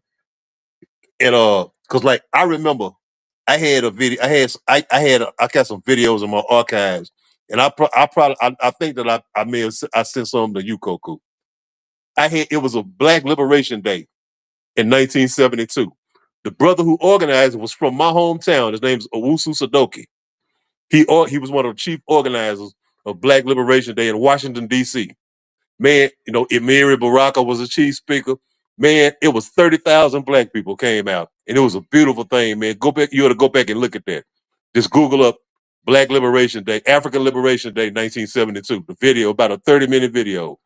Man, it was awesome to see all of these black people, 30,000 black people dressing their dashikis, their afros, and sisters looking beautiful. And then the continent over there, the Caribbean, it was just everything. And they had one segment. It was simultaneous. They had Walter Rodney was in San Francisco, and he was talking about African identity and everything, and how we went from Africans to Negroes. You know what I'm saying? And so what I'm saying is, this is the stuff we all back in the 70s and the late 60s, we always embraced our African identity. From the movies and when brother told you the Asian to the Afro-centric music, black is beautiful, African is beautiful. And so right now today, what we got, I think is like it's some top, it's from the top that this shit started. They come down with this whole I ain't no African shit. Because you know what they see? They see that finally our people on the continent of Africa are waking up in droves. You get a new brand of leadership that are saying enough of this neo-colonialist shit, enough of this old worshiping white shit. You know what I'm saying? And when they do it, they say, well, you know what? Them Africans over in America and in the diaspora, they in the beginning, they had the leadership in all of this race first talk. Your Marcus Garveys. You know what I'm saying? And your people like the brother like Mackendal Daaga in Trinidad and Tobago. See, they were the leaders of this. But now, see, the paradigm has shifted to Africa. So we got to dumb down these Negroes over here and put them on this old bullshit. And we're gonna give you this Dane Callaways. We're gonna give you these other black aboriginal. I'm from here, I ain't from no Africa. You know what I'm saying? We're gonna give you your Tariq Nasheed to go out and spew out the bullshit that he spew out. You know what I'm saying? Because see, we cannot allow these people to link up. We do not want these Africans in America, these Africans in the Caribbean, and these Africans in Brazil. Hey, I was just looking at it's a show on YouTube called Black in Brazil, and this brother was talking about the same thing. His show was just yesterday. It's called Black Brazil on YouTube. Look him up. He was talking about the same damn thing. And I'm saying it's in the interest of this government, of all Western governments, not to see all of these black people come together. And so we got to play that divide and conquer stuff. We got to reach back and get some of them old house Negroes. Y'all go out and tell them people, man, y'all ain't got nothing to do with them damn Africans. Man, I heard a sister on the show the other day talking about black African American hair is different than African hair. Talking about African hair more coarse. I mean, the stupidest shit that you ever heard of. Because they buy the weed from different places. Yeah, say some of the dumbest shit that I ever heard of. Talking about their hair different, their hair stronger than ours. You know what I'm saying? I mean, I said, come on, man, with this bullshit. So what I'm saying, man, this is a plan. This is a plot, man. These Negroes, you got You know, like I said, them white folks play checkers, man. I mean, they play chess and we playing checkers. And we got to wake up and realize. I listened at Abraham Trejo's speech and listen at this speech that he was talking about when he was reaching out to the diaspora. And you, by the way, you know that brother said everybody over there come on, y'all can come back home. Burkina Faso is open for y'all to come back home and come over and contribute. You know what I'm saying? To help build a strong Burkina Faso and a stronger Africa. But I mean, I think that I don't want to go too long, Coco. I don't want to say that was a beautiful thing. And you're gonna anytime you got some beautiful stuff, you're gonna always have somebody who gonna come along and try to mess it up. Hell, even your show, man.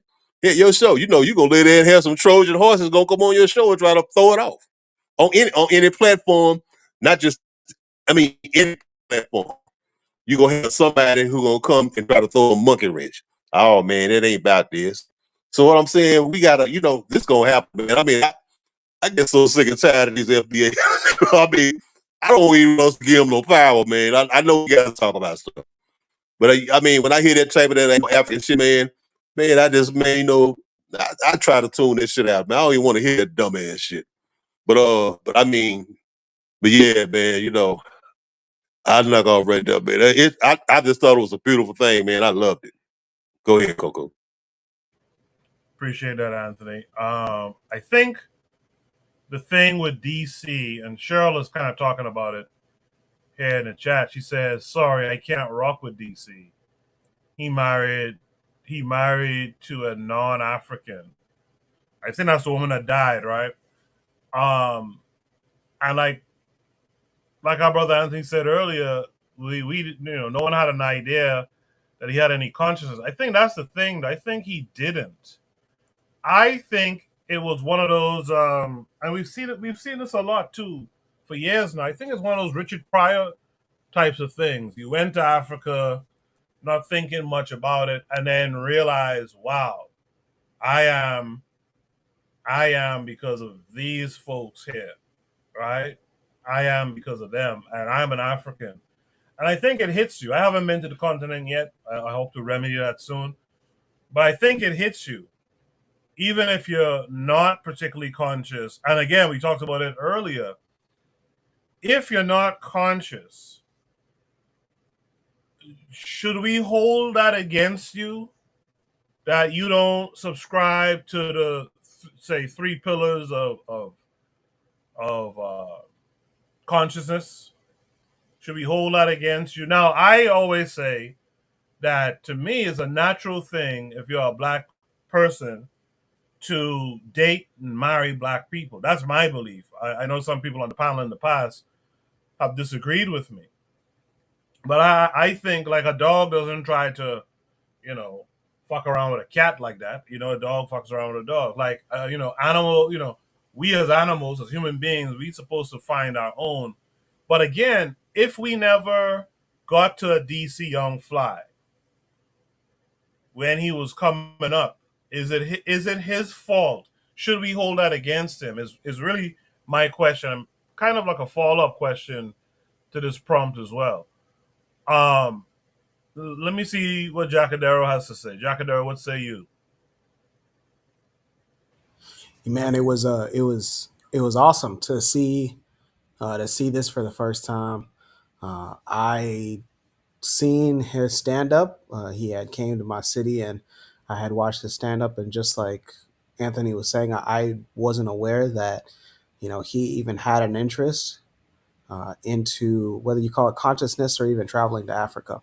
But I want to say this, in that speech that he's giving on top of this, it looks like on top of a car, he says something that I think we miss, and it's the love that you guys showed me. I'm going to deep dive on this for a little bit and say that when people travel, you guys would be surprised that especially when Americans travel to whatever country, the country that shows them hospitality the most is usually the country that they resonate for the rest of their life. And they say, hey, there's a chance that if I ever leave the United States, this would be my home. Now, I'm not saying that if he were to have a bad time, I think this is Ghana. I don't know. Maybe this has got, it looks like a West African country, but if he had a bad time, I'm not necessarily sure if he would get on top of a car and have those proclamations that he had said.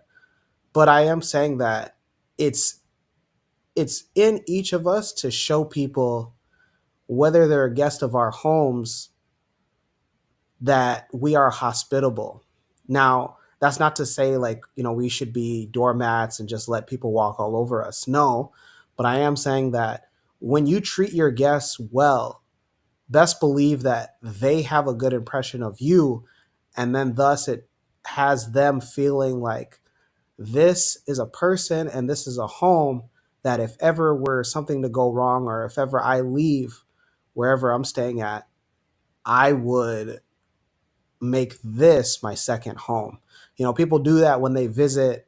I know that when I was in college, when people would, you know, come and visit me, you know, they would, because of my hospitality and maybe like the good times that I would show them at my college, they would say, man, like, like, I, if my credits transfer, man, I would consider coming here.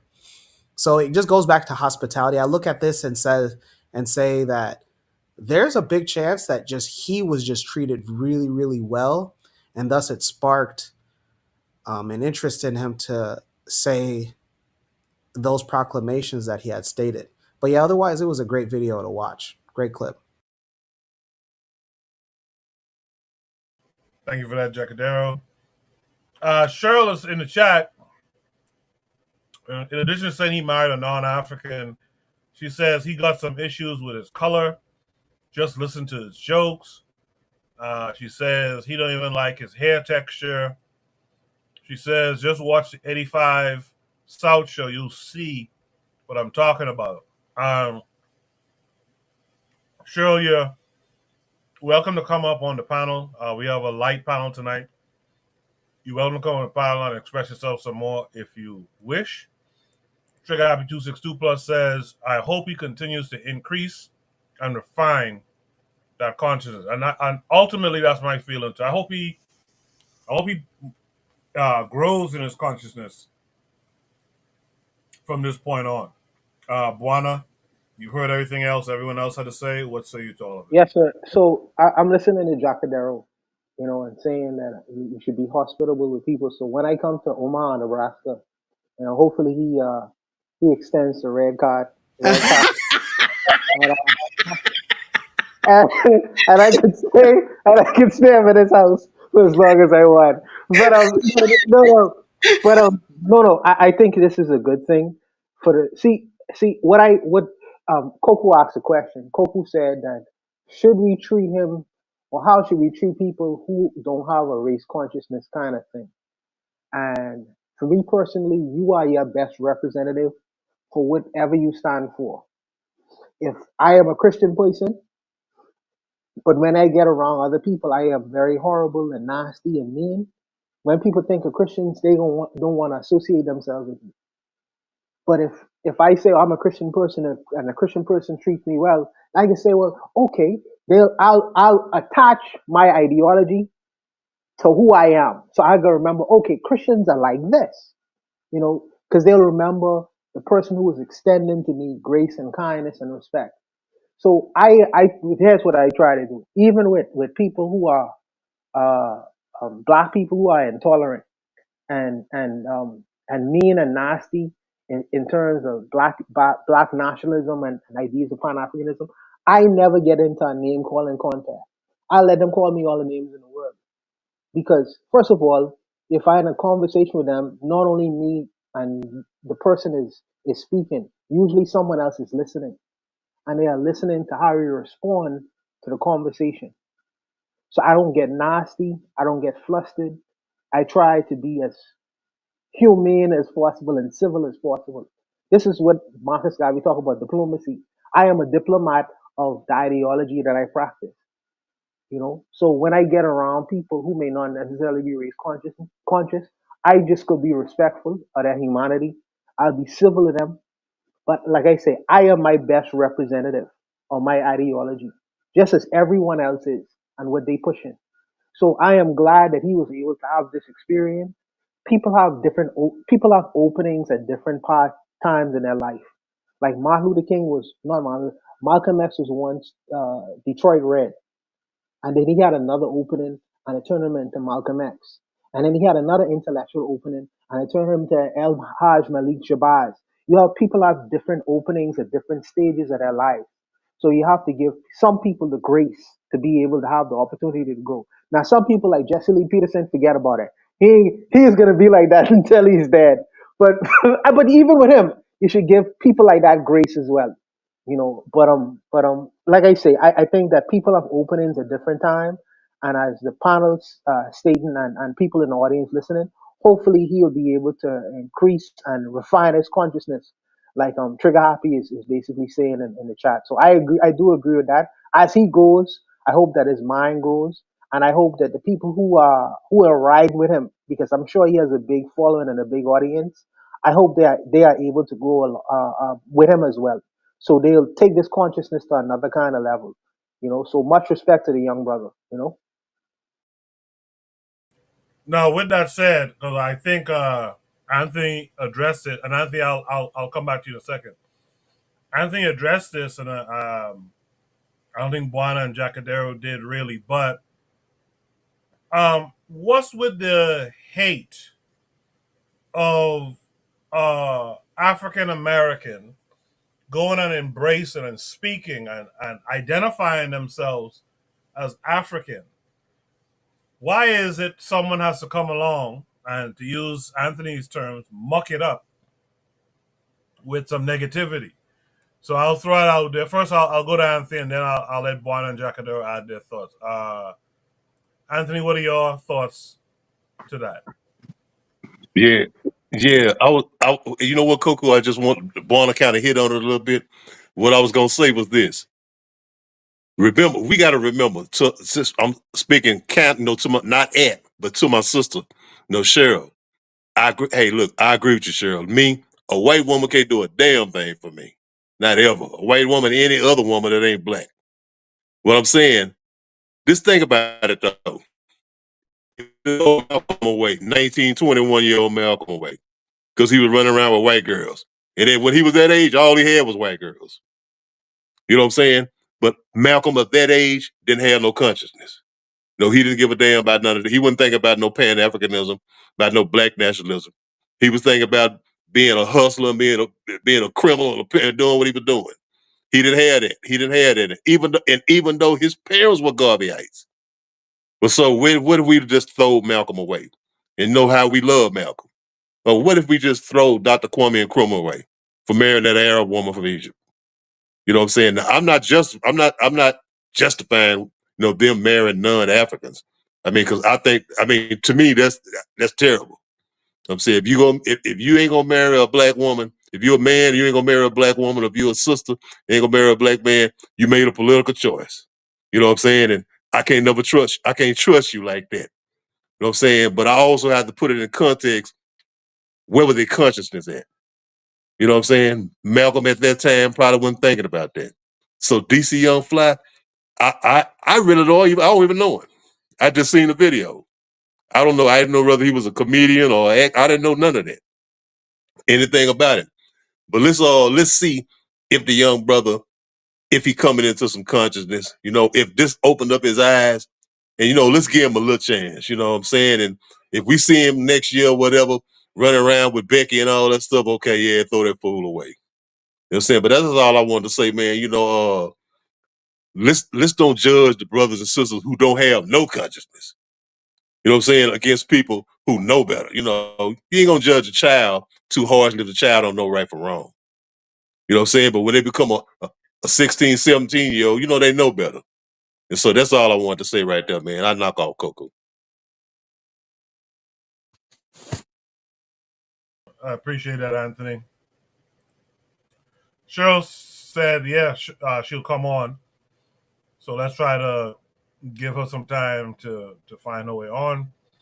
Trigger Happy 262 plus, to what Anthony was saying. He said they should still be criticized for their marriage or mating choices, but their work shouldn't be dismissed. Talking about Nkrumah, Malcolm X, etc. What say you, Buana and Jacadero? Anyone can answer. You guys go for it. Okay, Yeah, go ahead, Dr. Joe. Go ahead. yeah. You asked why there's a resistance from FBAs or Black Americans whenever they attach themselves to the continent or anything continent adjacent. And I think it just goes back to this might be a reach, but I think that this goes back to money. Uh, you look at the NBA, and there were people that were upset that Joel Embiid and Bam Adebayo played and got quality minutes for Team USA during these last Olympics because Joel Embiid is born and raised in Cameroon, and then Bam Adebayo, one of his parents is Nigerian. So looking at it and saying, man, that was an opportunity for possibly another FBA to be on that squad, but instead they got their roster spots taken by Africans, by Black immigrants. So I think that this comes back to money. Another example is the film industry in the United States. If memory can serve me correct, I believe it was Samuel Jackson, and he had like a slight dig at Black immigrant actors, saying like, Yes, he these did. guys. Yeah, right. That was him, correct? Yes, sir. Yes. Yeah, it And, was him. yeah, and he had like a slight dig on Black immigrant actors and saying like, I can't remember the quote, but something along the lines of like, it's high time that we start looking at how are these Black immigrants uh, uh, getting auditions and thus getting roles that anybody else that's from here can get. So I believe a lot of it is just FBAs and other African Americans seeing that, man, there's only a pot of this amount of money. I know that you guys can't see my hands, but it's maybe a handful of money, and saying like, if we're not getting that, Black immigrants are getting that, and so Black immigrants are our biggest competition. And so when they see a DC Young Fly going to Africa, they're even more disgusted because they're saying like, man, you should be every bit of a American patriot as possible, because when you go to Ghana, you're just taking your money. I believe this was in Ghana. When you go to Ghana, you're taking your money and you're empowering the Ghanaian economy rather than staying in the United States and empowering like a Black neighborhood or a United States economy. And you know what, Jacadero, I understand that statement, and I understand Samuel L. Jackson's statement because he is not talking as far as a global African. That statement wasn't born out of a global African perspective. It was born out of an African American perspective. So if he sees, because we discussing labor, and if he sees that people are coming in and for getting opportunities as Black actors, where he probably knows many various Black American actors who could fit the same role. He questions. I saw my brothers them to get some jobs too. What were the brothers them who've been trying to get acting roles for years and years? So I understand that in this perspective is where you see it as, and I'm not begrudging him because of that, because I don't expect that. Um, Samuel L. Jackson should be a Pan African person. That's not his job. But I would say this. I would say this. To people like Samuel L. Jackson. One of the Americans' biggest thing when they had one of their Revolutionary Wars, I think they said, no taxation without representation. No taxation without representation. So you can't tax the people without being represented. You can't without them having representation in the highest forms of government. You know what I mean? You can't take my money and reach down in my pocket without me being represented in any way as far as power is concerned. Well, the same thing applies in other ways too. Because I look at it like this. If I am in America and America mistreats me and treats me like dirt, and I go to a country that I've never been to before and I am embraced, Some of these rappers, I think Meek Mill met with the president of Ghana. He was in the presidential place. If you are treated like a king in one country and mistreated in another country, what are you supposed to do then? You're gonna go with the people who embrace you the most, not the people who reject you and spitting on you, even though you was born into a country. How the whole thing of allegiance becomes extremely questionable because you looking at this and saying, well, okay, my country treats me like shit. Yes, I have citizenship there. Yes, I pay taxes there, but they mistreat me. Whereas I have a genetic relationship with these people from this part of the world, and when I get there, they treat me like a king. So now the whole allegiance thing will become questionable. It's like, okay, maybe I should spend my money here. Maybe I should spend my money here.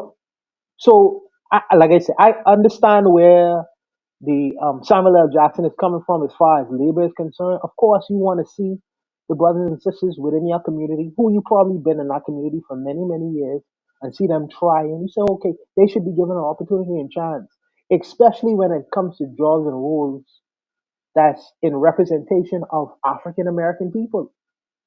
Of course, you want them to get the first opportunity. What I would say though, for people like Samuel L. Jackson, who is, by the way, one of the most wealthiest actors in the world, is he needs to put his money where his mouth is.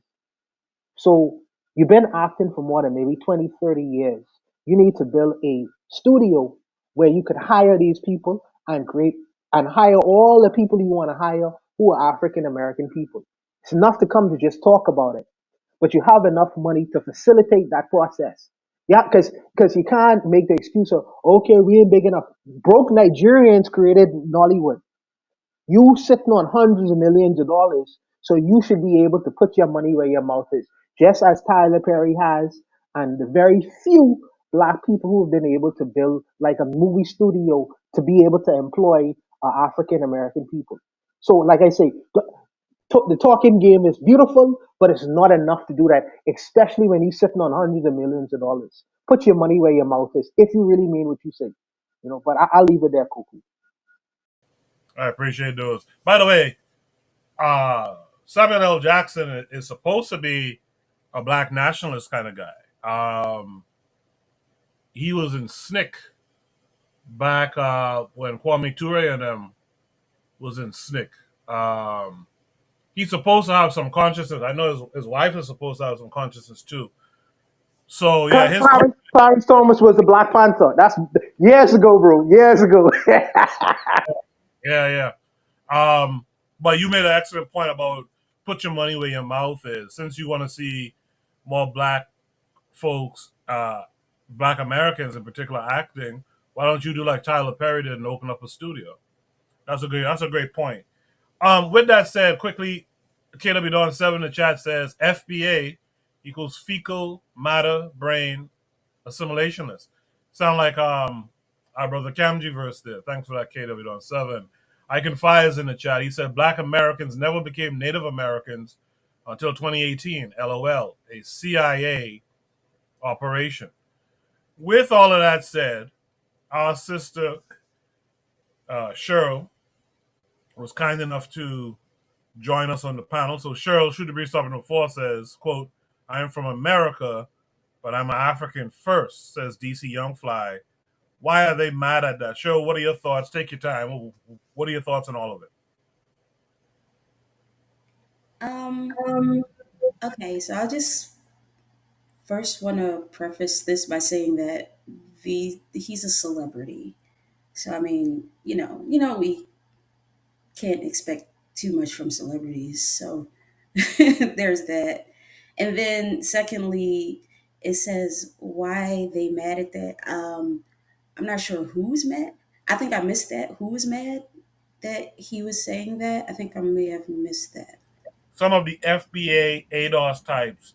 Like as a matter of fact, let me show you right here. The poster, Arthur Watkins Jr. with the American flag in his handle, said, I guess I will never see DC Young fly the same way again.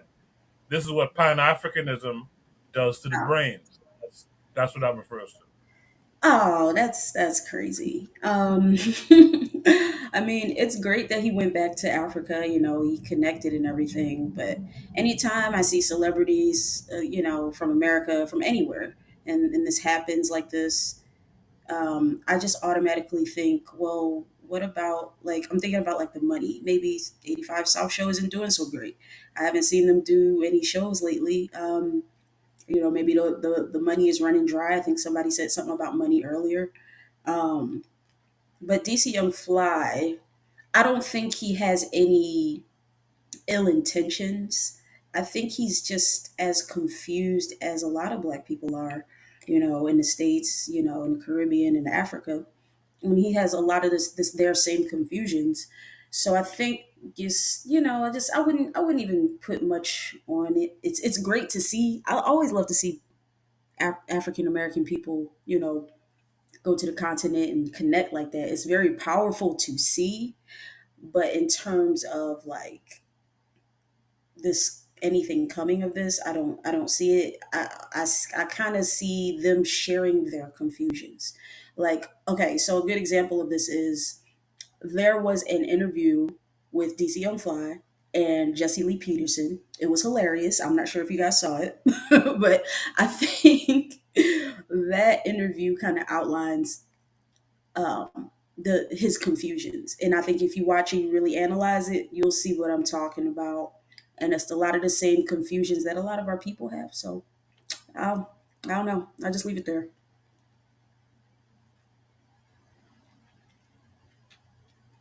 I appreciate that, Cheryl. I was trying to quickly look it up, but you stopped It was talking. hilarious. You gotta see it. If you haven't seen it, you're gonna laugh so hard. What's my man name again? He was with DC Young Fly and DC Young Fly and Jesse. Jesse Lee Peterson. It's on the Jesse Lee Peterson show.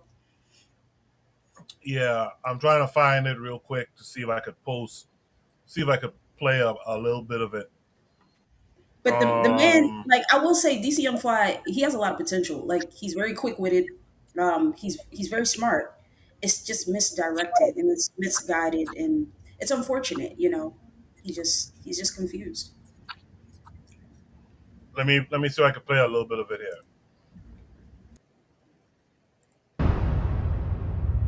That what do you think about that? Free him.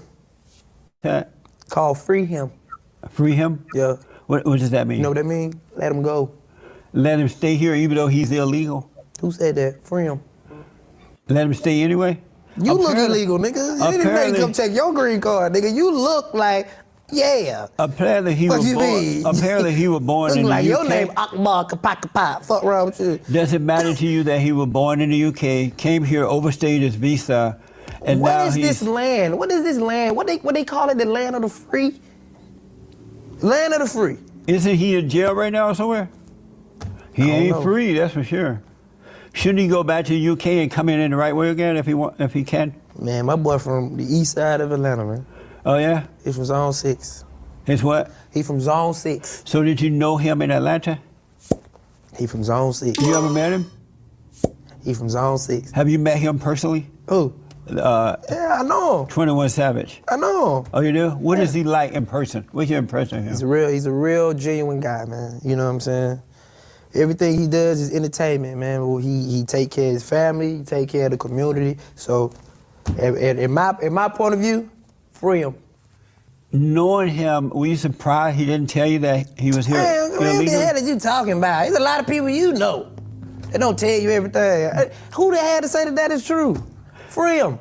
Oh, it might not be true about him being here illegally? I don't know. So you'd rather for him to stay as an illegal rather than get deported back home or sent back home? Free him. Amazing. Let me ask you about another thing that's I'm sorry, Jesse Lee Peterson's hard for me to watch. Amazing. I think it's hilarious. Oh my god. Yeah, I can see DC Young Fly is playing it up. It's playing it up. Anthony, did you want to add something? Hold on, I'm trying to see if Anthony. I thought I saw him on camera. Yeah, man, that's hilarious, man. I didn't know he did a show with Jesse Lee Peterson. But yeah, I just wanted to say to Cheryl though, man, I get it. I get where you're coming from. You know what I'm saying, Sister Cheryl? Because yeah, Malcolm even told us about, you got to watch out for these Negro celebrities. You know what I'm saying? Because you know what they're all about. But only thing I'm just saying, he a young guy, and you know what? Maybe if he had people like us get in his ear, we might could teach him a little something. That's all I want to say. That's good, Coco. Appreciate that. If there's no last thoughts on this prompt, let's go to Shooter Breeze topic number 5 tonight. Hold on, let me make sure I set that up properly. It's already Shooter Breeze topic number 5. So, Shooter Breeze topic number 5 says, why is it taking so long? Shooter Breeze topic number 5 says, could it be said any better? Reference 19 Keys and what he had to say about Africa. You guys in the chat, drop a 1 for me if you are familiar with 19 Keys. I'm loosely familiar. I don't follow the brother, but I have a little idea who he is. You guys let me know if you're familiar with him. Let me make sure you guys can see. No, you cannot see my screen. Okay, my bad. 19 Keys on Twitter. Sharing with you guys now. You guys should be able to see it. No, maybe not. Hold on. Okay, here we go. Sorry about that, guys. So 19 Keys on Twitter says, why y'all get mad when I talk about Africa? So this is a just over 3-minute video. We'll watch it and then we'll comment to it. Peace, family, on my way to the gym. But I want to understand why y'all get so mad when I talk about Africa. I want to understand from my black American brothers, man. It doesn't make any sense. It don't give you more power. It don't stop you from actually building home in America. You having this overt identity pride in American soil, right? Doesn't mean you building shit. Doesn't mean you have any power. Doesn't mean you getting money. Doesn't mean you developing a skill set. Because all that time that you can take for the vigor and the hate that you have for the African brothers, you could just be building outside and developing wealth in a country that you claim to love so much. Because I know I've done more in America than 99% of y'all. You feel me? So for me, when I look at Africa, it makes both business and cultural sense that if I'm thinking about Africa as an opportunity for us to go out there and build with the brothers and sisters. I'm from America, for sure, for sure. I know my history in America, and I know how great we are. I know about the warrior class and the innovators and the inventors that we come from, right? I don't need some fake sense of pride to have some war on Twitter to make me feel like, I'm some great black American patriot. That's fake and that's false and that's fraudulent. You feel me? That's you trying to escape the insecurities of not actually doing something with this land and this time and this opportunity that you have in America. So, when I say Africa is the future, I mean that shit, damn it.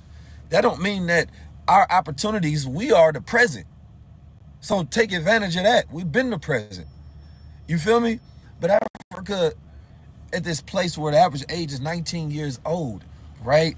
And a lot of these places lack infrastructure. It's easier to build a future over there, right? There's a lot of opportunity. I get hit up by countries that have textile factories and things of that nature that want to do business. You think I'm not going to do business with my African brothers because of some people on Twitter that don't like it? You sound stupid. It's a reason why the Indians and the Chinese are there. It'd be best, more adapted for us to do business with each other, right? But for those who have the right spirit and not just trying to rob each other. Now, there's a lot of corruption that needs to be weeded out in Africa at the top from the leadership. There's a lot of infrastructure that has to be built there, right? I know people who went out there and created porta potty businesses and made millions, right? You can take simple ideas in Africa that they don't have and you can build. So you take your degrees and your knowledge and your skill set, but only if you got the right mindset. Don't go over there as a colonizer. And I'm not going over there looking for myself. When I already found myself, I already know who I am. You see the sun, moon, and stars on my hat.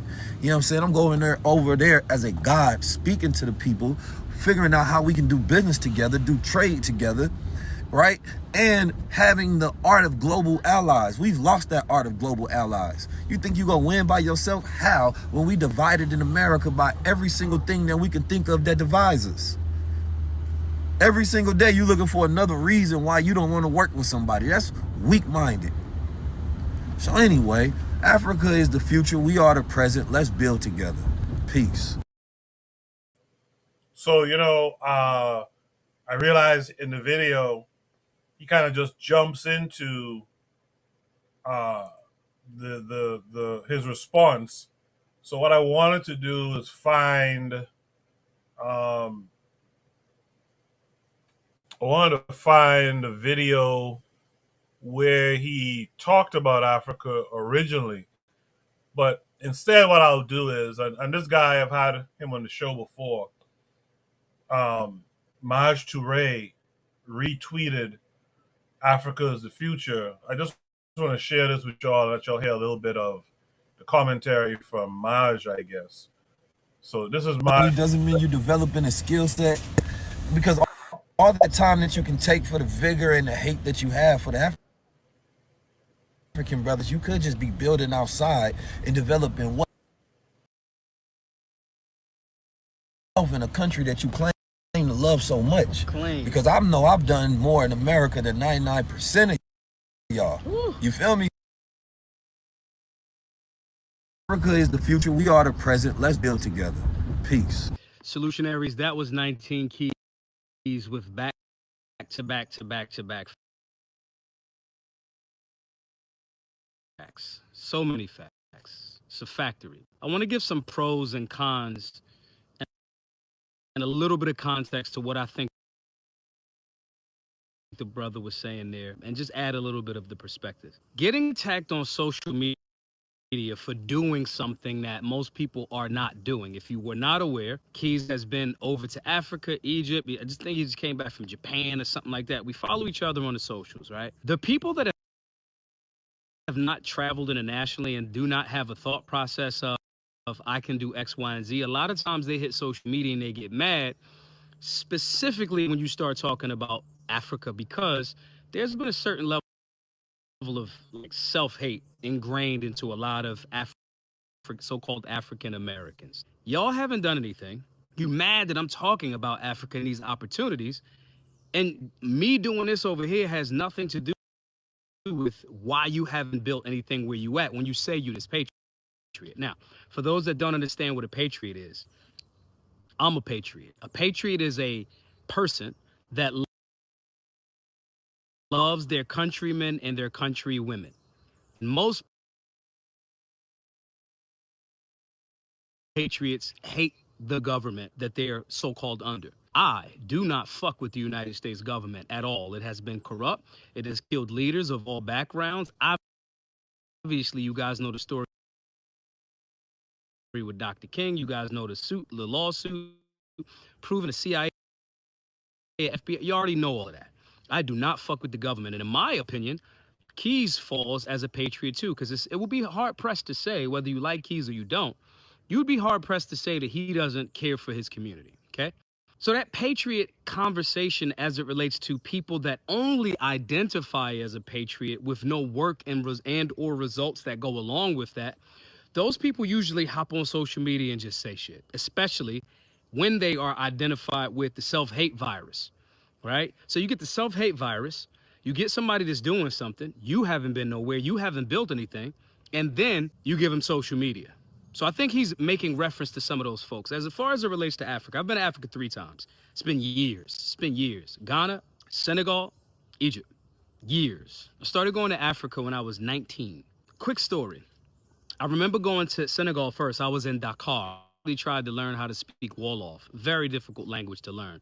Anyway, where I worked, the owner of a spot in the spot down south where I worked, his family was like, yo, you want to go to Dakar? And I'm like, yeah, I'll go. And so I was nervous because I had that thought process that, oh, all of the Africans over there hate African Americans, right? That's what we've told.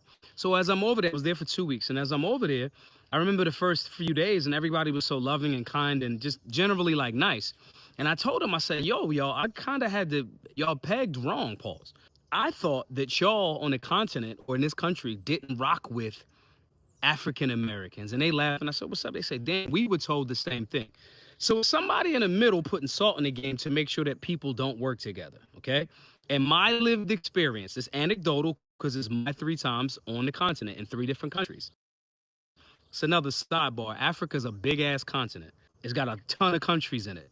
But my experience in 3 countries in Africa was not what is being told to us. Now, as far as the political corruption, absolutely. Like South Africa a few times, excuse me, 1 time, but not for long enough to really get a good beat on it. But corruption, okay? Infrastructure problems, absolutely. The only thing that America might have up on that is America has generally solid infrastructure across the country. But when you look at it as Africa being the breadbasket for the rest of the world and all of these countries coming in and corrupt leadership, selling the resources, selling the minerals for pennies on a dollar, right? For their own individual gain, you got to look at, yeah, if you let a place be instead of extracting all of the time, then okay, you're going to have some infrastructure issues. My point in saying that is America might have infrastructure, but America, you taxed all over the place, right? There's pros and cons to each scenario. Now, what Keys is saying as it relates to you going and looking at the opportunities in other nations, especially a super black nation where countries like Ghana have been like, yo, come on back. If you're African American, let's rebuild that bridge. I don't think there's anything wrong with that. But you shouldn't go over there with this mentality that I'm just going to extract, and not build bridges and it be a mutually beneficial exchange. I'm going to stop that there because I think that's super important. I talked about that a few weeks back, or maybe a few months back. One of the problems with a lot of repatriation is folks end up really going back to the continent to undermine the people there, whether knowingly or unknowingly. But you go back there with your U.S. dollars, and you go and you get into some industry, some local industry there, and because you have the U.S. dollars behind you, you undercut the people there. But that's a different story for another time. The idea here is that 19 Keys told his African American peoples that Africa is the future, and a lot of people had pushback. They didn't like what he had to say. My goodness, they didn't like what he had to say, and so here we are. In the chat, Bakari BBN Black Business Network said 19 Keys is a scammer. Like I said, I'm not too familiar with him. It seemed like he got on this FBA type of bandwagon recently. So there's that. Trigger Happy 262 Plus in the chat says, I saw some recent tweet from him that said Pan-Africanism is a psyop. I think he is somewhat of a fence sitter. So, there's those things. Provide Triggers is familiar with 19 Keys. Icon Fire says, I know him, but these conscious Americans don't want to go to Africa. That's a interesting conversation that we will have now. But first, let me welcome our brother Black Steel this week. Black Steel, how are you? I'm doing good, man. I'm just getting in. Traffic, man, there's a little traffic, but I made it. Man of my word. Glad to be here. Appreciate you. All right, let's hang out for a minute. Let me get to some of the other folks, and then I'll come to you next. Let me mix it up a bit. Let me go to Buana. Buana, what say you to this? First of all, let me say that Black Seal, I'm happy you're here. You should have been here a long time ago. It's 10:21. I don't know what you're doing. This is CP time or something.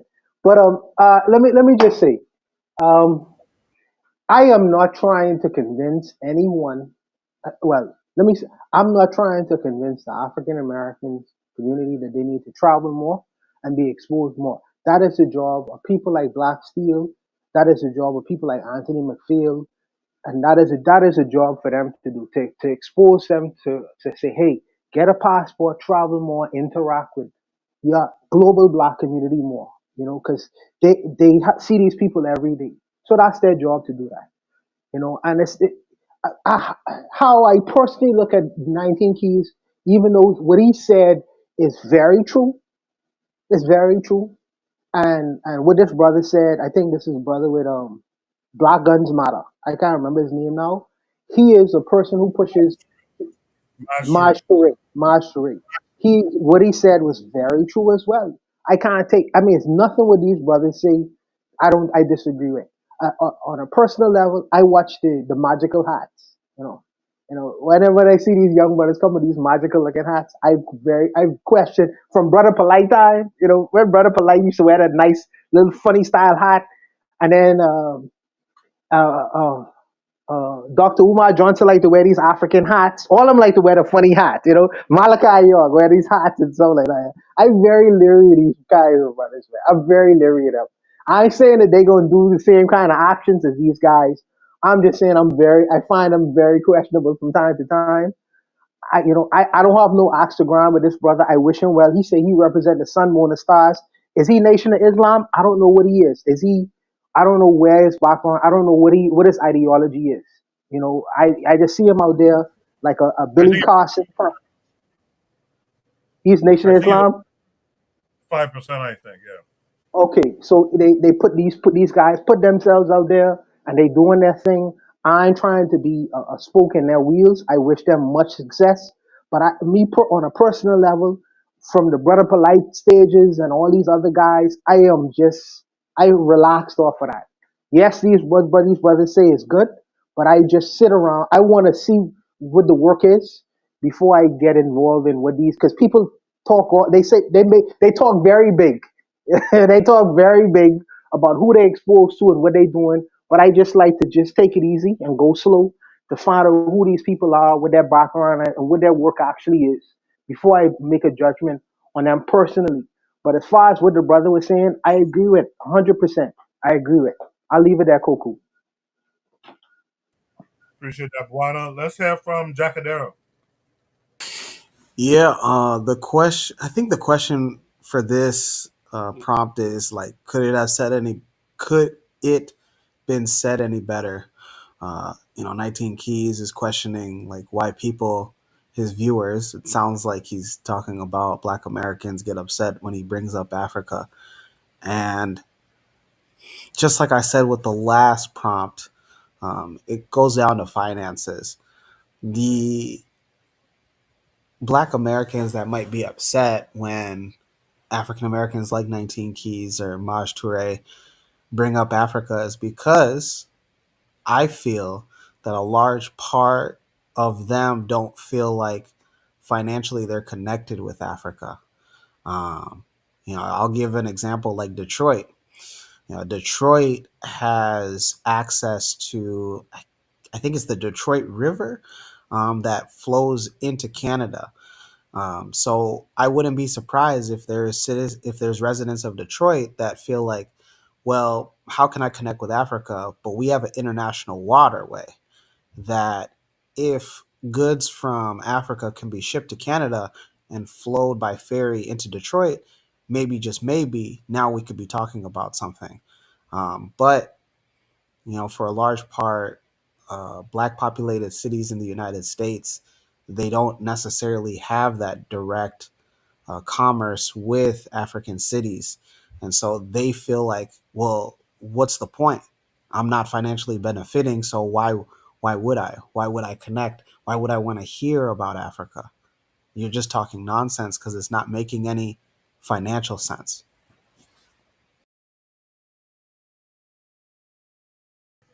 Appreciate that, Jacadero. Provide triggers. Yeah, but Says Muslim. I'm sorry. Go ahead, Buana. yeah, but and I hear what Jacadero was saying, right? When they say, well, in terms of geography, but they never question where do you get the coltan from to speak to your mother on your cell phone every day? I mean, it becomes almost retarded, you go to Zales to propose to your woman. Where did them diamonds coming from? Where them diamonds come? You think they coming from America? Come on, man. See, like I say, this is the reason. No, Jack. This is the reason I say I leave these kinds of conversations to brothers and sisters like yourself because you maybe understand it better than I can, and brothers like brother Anthony McFall and Bakari, you all because it's like If you are thinking about how this chicken is made, then we will not never understand each other. If you think that Popeye's chicken, the chicken you get every day, is not produced on a farm from somewhere, they have to like take the feathers off, and then they have to import it, and then you have to make. You just think the sandwiches make itself. It's like, come on, bro. And this connection is the reason why it would be better for brothers with better understanding to be able to explain to the brothers who are close to them and say, no, don't go like that. Coltan is produced in Uganda, and they import that into because it's the most funniest thing. You may not find a connection with Africa, but your boss, your white boss, who you work for, she's been to Africa 100 times, and she's adopted a Kenyan little girl who lives with her. Yeah. They have root. They go the plane when they go to Kenya. The plane is full of European tourists. So, but so you have no connection. You have no. So for me, a person like me, I would just rather the brothers them like yourself and the other brothers to explain it because you talking to international people like myself. So when you hear a person like me, you ain't gonna thinking, oh, ooga booga. Oh no, that's my brother from the Bahamas. But whereas your other brother from Nebraska, who may have not spoken to a person like myself, may think ooga booga. Oh, he has Udo here. Come on, bro. Relax. No, it's not like that. It's really like this. So I leave that job for my brothers and sisters on the ground who have a better understanding to explain and give their brothers on the ground some better understanding of what's going on. But I'll leave it. so real quick, because I want the other people on the panel to speak as well, Buana. You bring up coltan and how it can power the electronics like a tablet or a phone. Well, African Americans, they're like, well, sure, but also how does that flow into my neighborhood? And I give the example of Jewish shops and Korean shops and Arab shops and black neighborhoods. Those store owners, right, have a direct connection to Israel, whatever Arab country, whatever South Korea or Japan. And when I go to black cities, and I've been to many, right, it's far and few in between that we have African shops. And if we do, it's hardly ever when I go in there that I see other African Americans. And they might and I might see them and I might just think that they're Nigerian. But nonetheless is like they don't look at a phone and say, hey, the sale of this iPhone is empowering my neighborhood, right? It's like these dilapidated buildings that are in my neighborhood. The iPhone is probably the reason on why there's no money in my hood, or why like we don't have a garden. Like I might be reaching here, but I'm saying that they're not connecting the dots because again, it's not in front of their face. And back to the first, I think it was the first or second prompt that we had about the UNIA and its principles, and one of them was politics. And if we don't have politicians in the United States, especially from African American communities, campaigning for a free trade agreement with these African countries, again, I bring up Detroit, is like Detroit should be one of those cities that has a direct connection financially and politically, a free trade agreement with like a Senegal. They have a sizable Senegalese population in Detroit. They can get Senegalese goods transported directly to Canada and have that flow from the Detroit River into the city of Detroit. So that way people can actually see, like, okay, hey, you know what? The country of Senegal is empowering this neighborhood because the goods that are not necessarily grown here because of the weather most of the year, I can get that. I can get the avocados. I can get um, the teak wood. I can get the pineapples, et cetera, et cetera. You are your generation, and I want to answer that, Jaffa. Your generation is in the global economy. Where I say is it's become the economy has become very small now because you could touch the world. At the we talk about Detroit now. At the time of, let's say, Kwame Kilpatrick, the internet was just coming around. Okay, so our communication in terms of speaking wasn't because we didn't even have a YouTube yet.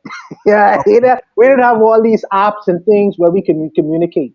Good point. Good. Now, yeah, now the time is much. I am speaking to you and from Nebraska, and I am in the Bahamas. I think that you're probably even in a different time zone, but Yeah.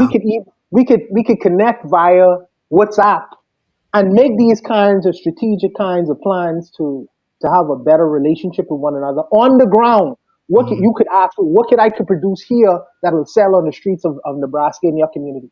And in the same thing, you could do the same thing to me. At the time, our elders, they didn't have this kind of technology that was useful.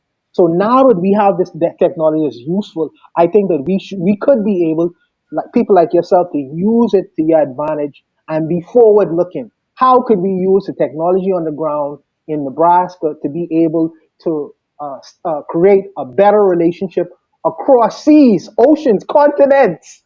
So I think that is the job of the younger person. Well, not all of us, really, all of us, because I'm not going to remove that responsibility from me.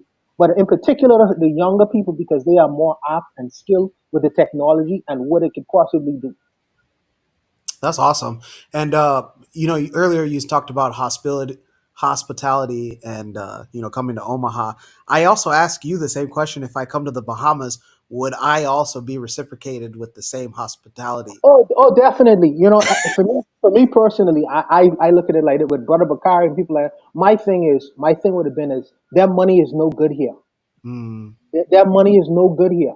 So, well, if you bring your family within reason, because I pay for hundreds of people, but within reason, your money should be no good here. And in the same respects, if I was to touch down in Omaha, Nebraska, my money should be no good there either. That is Absolutely. your responsibility. You understand? So this Yep. is the kind of relationship that we should be trying to foster with one another. That's where I am with it. But I'll leave it, Koku. I don't want to interrupt the show. Nah, it's all good. It's all good. It's all good. I like the I mean, conversation. you might as well. Hell, You already come here on CP time. You come here on CP time. Now you're talking. Let me hear from Cheryl next. Cheryl, you've been waiting patiently. What say you to could it be said any better in reference to 19 Keys in Africa? What say you? Okay, I have no idea who this guy is, but it sounds, I can see his confusion. I'm not sure of his political angle or anything, and I'm not sure of any of the things that he said on any social media platforms. But he sounds like he's frustrated that more Black people are not giving back to Africa, and um, I know personally when you ask most Black people about Africa and hey, let's do this in Africa, let's do this, they get to talking like white people. And that's not just African Americans, that's Caribbeans, that's if you live in the UK, even on the continent, they sound like that. And anytime you ask a Black person about um, like any African spiritual systems, especially like voodoo, what's the first thing that they say? That's It's a that devil. It's a black devil's magic religion. bullshit. Oh, yeah, Yeah. evil. Witness, yeah. Like, what's the first thing that they say? The first thing that come to your mind? What's the first thing that they say? Yeah, it's that black magic bullshit. Yeah. Yeah, or it's that witchcraft. Oh, you're going to do that spooky, spooky stuff. And my question to everybody on the panel is where does that come from? And how does that affect our relationships with people on the continent? So, and that's just something to think about. So, also in tandem with that, how Black people are more invested in humanism than than their own African selves. And even on the continent, you ask them about their own spiritual systems. Some of them may have, if you go like deep in some of the villages, they'll have knowledge of their ancestral systems. But if you go to the main cities, they are talking crazy. Like they act like it's witchcraft too, right on the continent. So it's this idea, and what I'm trying to get at is Christianity essentially, and not just Christianity, but the trifecta, Christianity, Islam, the Abrahamic religions.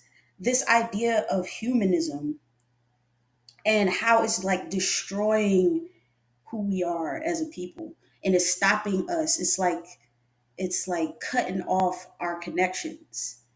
And so not just what it's definitely in America, because my family members, I have some family members that as soon as you say Africa, they think, oh, the mud huts and oh, da da da da da. I got some family members like that, and they sound just like white people. But why do they sound like white people? Because that's white people's frame of thinking, and their frame of thinking is you can see it through their religions. So we are in their religions deep, and that's why we think like that. So it's more than just like self hate. It's psychological, and I'll end it there. Appreciate that, Cheryl. Let me unmute Anthony and get his thoughts on should be sub number 5. Could it have been said any better in reference to 19 keys and Africa being the future? Anthony would say. Okay. Oh, okay. Okay. All right. On the brother 19 Keys, I check him out sometime on IG. He go live. He do a lot of live shows on IG. Now, this is the red flag that comes to me when I hear you talk about gods and earths, the 5%ers, the Nation of Islam, the Moors and all that. Right then, already kind of like, okay, yeah, I kind of know where you coming from. Now, what he said was good.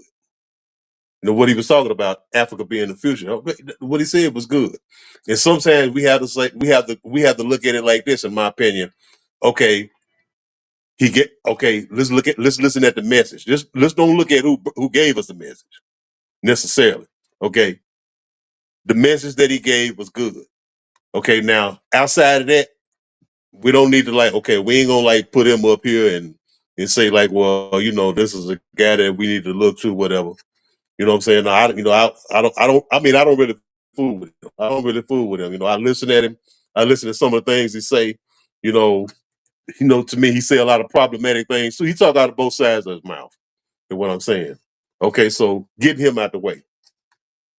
All right, this whole thing. This is what I look at. You got Fiddler. You got it. Okay, we're gonna talk about African people. Now let's talk about African people right here in America, and this problem of this hating Africa and hating anything African, hating our traditional belief systems and all this here.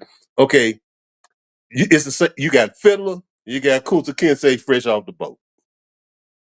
You know what I'm saying? Fiddler said, Kunta, your name ain't Kunta no more. Your name Toby. Don't come here with that African stuff. Talking all this, speaking in that African language. Don't come here with that African religion, with all this stuff. You in America now. That was his famous word. You in America now. You America. That whole mindset is what African people in America think of for the most part. Think like in the most part. I mean, we're not talking about us who come into consciousness. We talk about the African man and woman being bought here, being stripped of their language, stripped of their culture, stripped of their names, stripped of their tradition, their belief systems, and saying, okay, you ain't no African no more, you a Negro. You know what I'm saying? And you here now. Okay. And this is where you live at. You're on this plantation. And we can't see past the plantation. Even on the plantation today, we still can't see past the plantation. So we see a brother like DC Young Fly going over there, or any brothers and sisters going over to Africa and having a good time, man, and seeing how it's changing it changed their life, it changed the way they see things, their whole perspective. Remember Malcolm said back in the 60s, he said we need to go back to Africa. Now Malcolm wouldn't talk about going back to Africa physically necessarily. He was talking about us going back spiritually.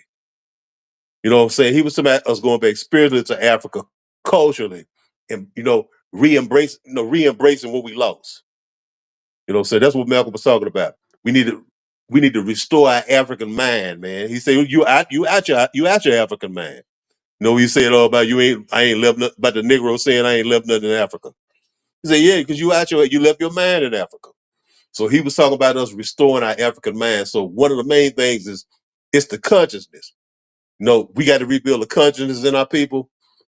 No, that we lost, and that's why right now you can hear him saying stuff like this here, and you know all of those old rubbish and all this old stuff that you hear Negroes saying now.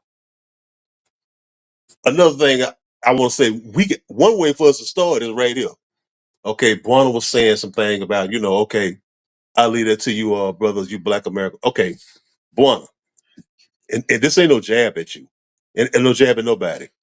I'm not a Black American, man. I'm an African. I'm an African in America.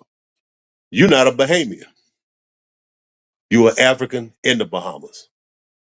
Brothers in from wherever you from in the diaspora, man. We gotta put this in our mentality, man, because we still call even on this panel. And this ain't jabbing at nobody, but we still call each other by the same name that the slave master gave us. You know what I'm saying? So I'm saying we ain't looking at ourselves as being African. No, I'm an African. When you call me a Black American, and I'm not mad at you or nothing, but when you call me that, it's an insult to me. You know what I'm saying? I'm an African in America. Okay, you're not a Bahamian to me. You're an African in the Bahamas. So I'm saying, even at this level, even with us who has a country, we gotta go a little bit deeper and realize some of the stuff that we said with our mouths. Now, how we gonna teach somebody when we doing the same shit? You know what I'm saying? So we got to build a consciousness in us, man. We got to build that consciousness within us, and we gotta get back to our Africanity. We ain't no Bahamians. We ain't no Black Americans. We ain't no Jamaicans. We ain't no Haitians. You know what I'm saying? Hell, you could take it to the continent. Now let's take it to the continent. In South Africa, how in the hell can white folks come over there, East Indians and all kind of other people come over there and live in South Africa and do what they do, exploit and do whatever they do? But when a Zimbabwean come there or a Zambian come there, they call them a foreigner. How can a Zambian be a foreigner in Africa? You know what I'm saying? I mean, hell, y'all seen the video, they basically lynched this Zimbabwean brother. But the white man can walk all around there owning 75% of your land, owning all of the mineral wealth, all of the diamonds, all of your everything, whatever you got up under the soil, he owns. You know what I'm saying? Whatever firm you work for, it's probably his. You don't own shit. You got a couple of Negroes sitting up in the government. They're saying we the government. You know what I'm saying? But they get paid by the white man. But the only thing you could do is take that out on who? On your Zimbabwean brother, on your Mozambican brother, on your Nigerian brother. Man, they got the way they characterize Nigerians. No, the xenophobic people, not all South Africa. But way the South African characterize Nigerians, man, it's just like it's like how white folks characterize in America. You know what I'm saying? I mean, even on the continent, all over the world, we get back to loving each other, man, respect each other, and see each other as African people. You know what I'm saying? I think Anthony was kicked. I don't know what's going on with his. Okay, here he is again. Let's see. Anthony, finish your thought. Oh wait, Anthony needs me to unmute his mic, right?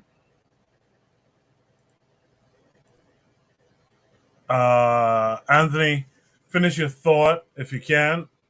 If not, I'll go to someone else.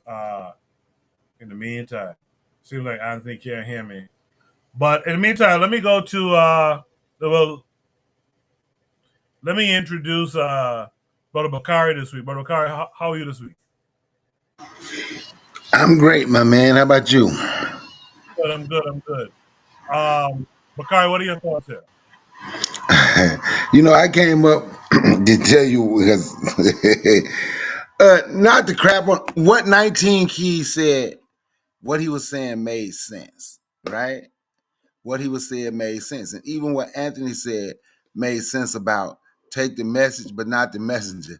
But the reason I put in the chat 19 Keys, the scammer, it was him, Ben X, and some other Nation of Islam 5%er, whatever. And they had started some black business school.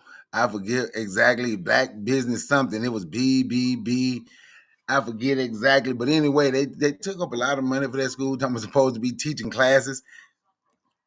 And man, they took up that money, man. They ain't never teach no class though. The school they supposed to have. So that's why I called him. That's why I said 19 Keys, the scammer. But what he said made sense. And like I said, I understand what Anthony's saying, but since I've heard this messenger a few times and he flip-flop, and he'll flip-flop sometimes. But I agree with what I do agree with what Anthony said about take the message. Don't worry about the messenger at this point, because I agree with some of the things that he said. Because like I said, what he was saying, some of the things that he was saying was making sense. So that's all I have to say on it. Thank you for that, Brother Bakari. I hope you and Sister Raw squash whatever's going on out there. Oh, let me say, since you said I have no beef. People have beef with me because I am who I am, and I ain't gonna switch up who I am. No, she can say what she want to say.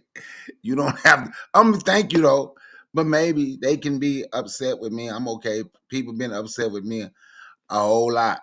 This ain't the first time people been upset. Won't be the last time people upset. So it is. Look at it. She said I would send her some money. Raw wants some money. So now she trying to say I asked her for some money. Raw wants some money back that she sent to help to purchase a couple of books.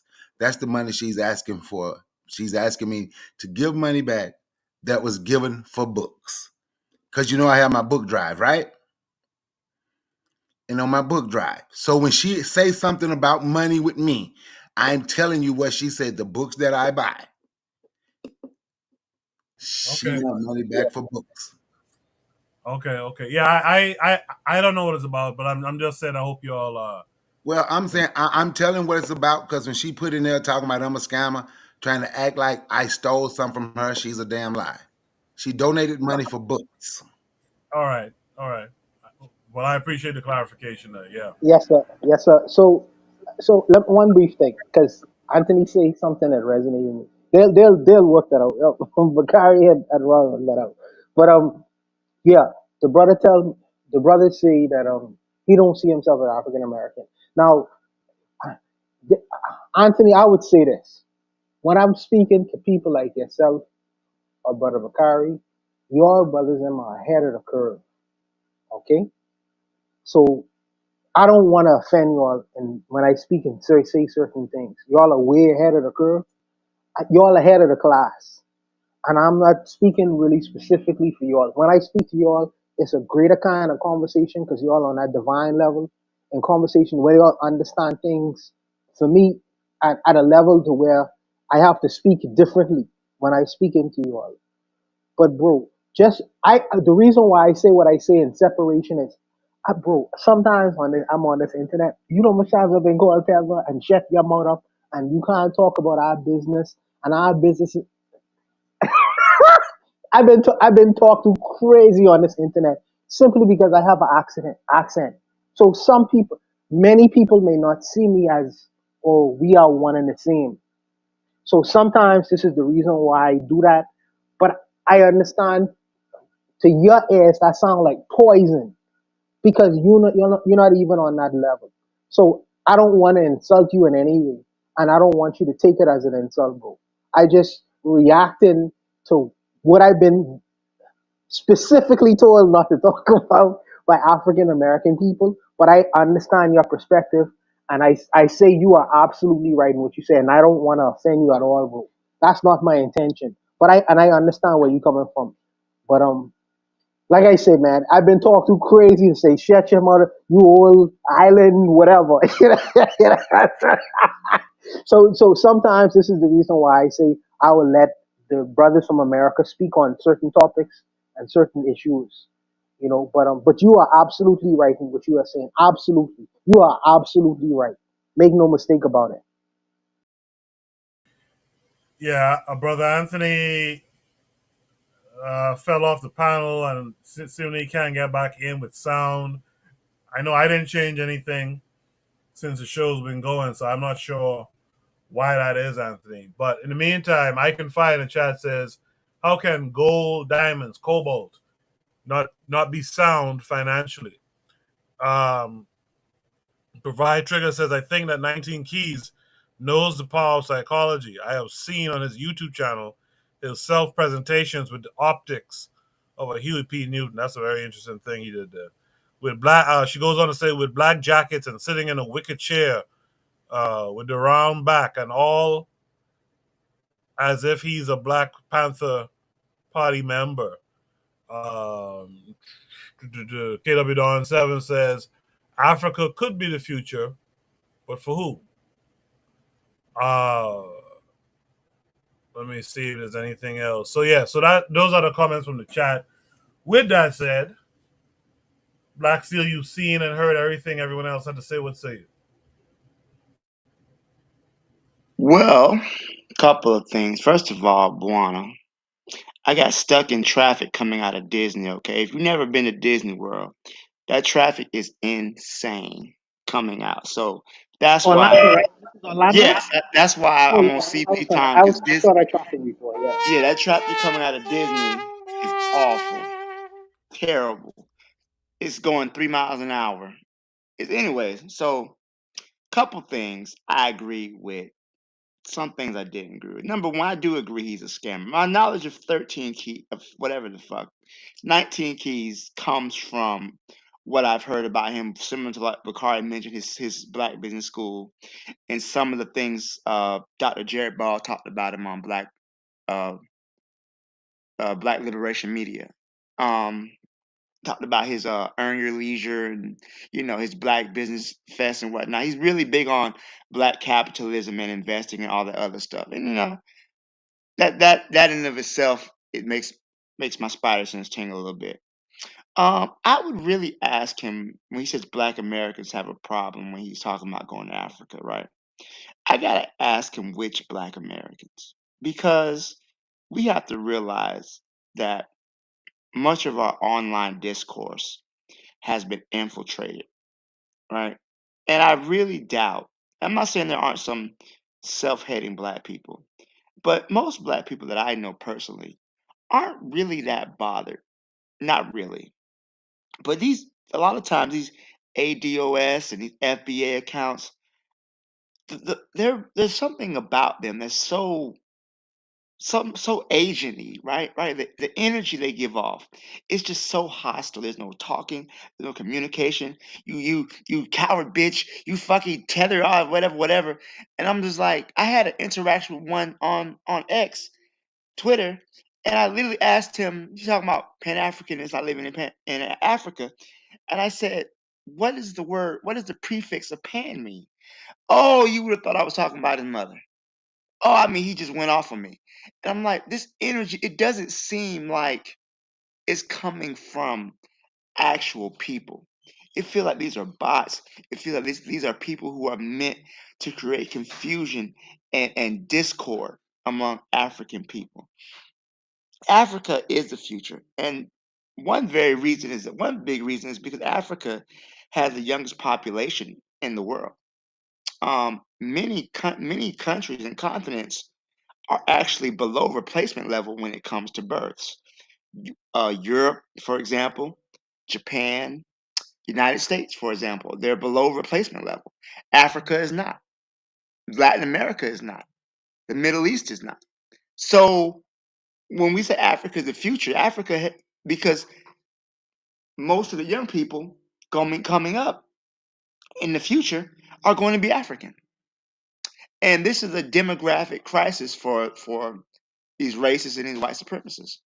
Um, Black people in America, I would say, general Black people, Africans throughout diaspora, we have low racial esteem, and all the negativity that you hear about Africa and black people on that white people consume, black people consume it too.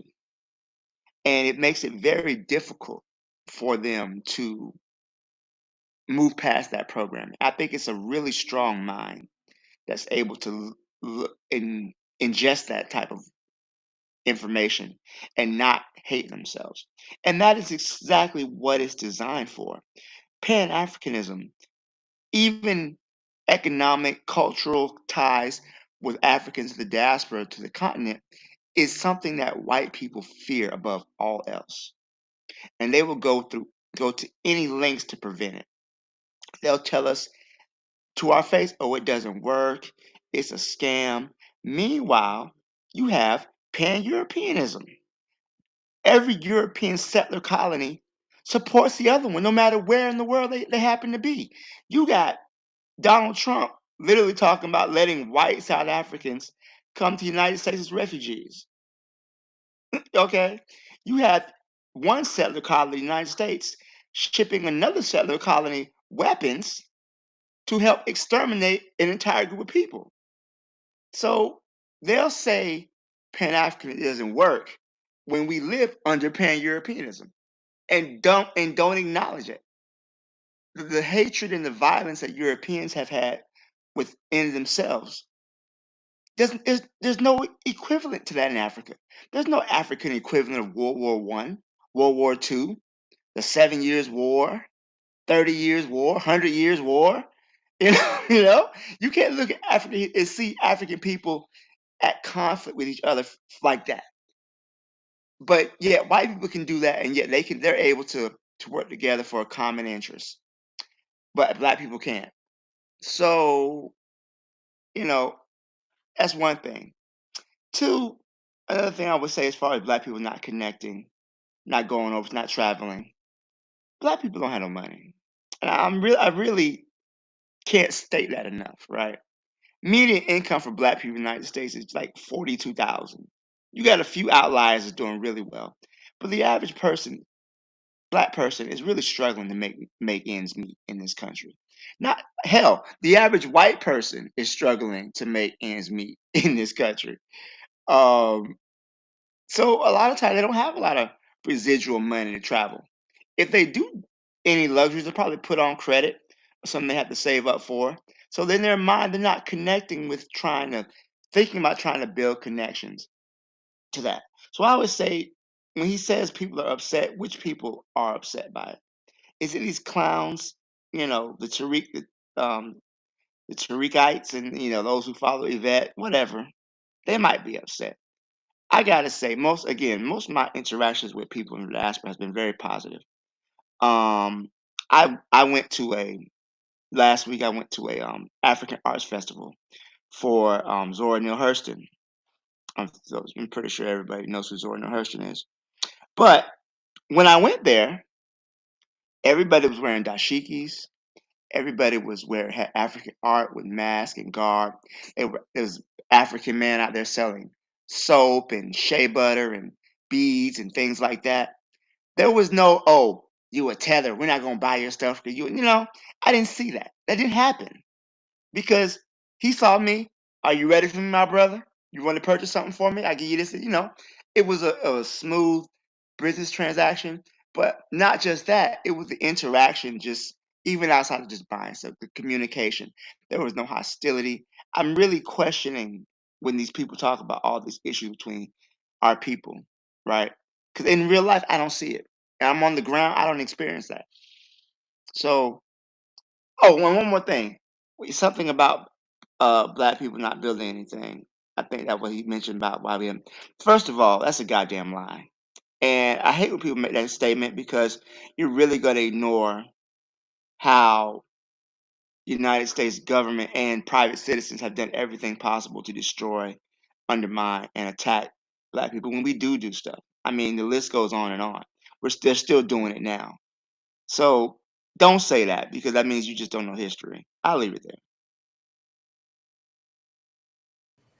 Good stuff, Black Steel. We have a moment here. Let's have a free fall conversation. So, any last? Yes, sir. Yeah, I have a request. Please, please indulge me. I want to play a clip for the African, well, for the American brothers. You know, I know Anthony don't get mad at me. Could you play that Trudeau clip that I put on the bitter medicine promptly for tonight? Play that for Yeah. me, please. I want them to see that. Well, do you want to do it as a prompt or just play the video? Play the video. We could talk about it. I mean, if the brothers could spend a couple, like maybe 10 minutes talking about it if they want to. But I wanted them to see that because I really wanted their thoughts on it. All right. So what I'll do, I'll play it as a prompt so that we don't burn it. But before that, is there any last thoughts on this prompt here? All right. So what I'll do, let me queue up what Juana's asking me to queue up. I had this as Shooter Breeze topic number 6 if we finished 5 earlier because it was kind of a slow night. But let's do it. Shoot the Breeze topic number 6 says, so one president chooses to ignore Black History Month while another chooses to acknowledge it.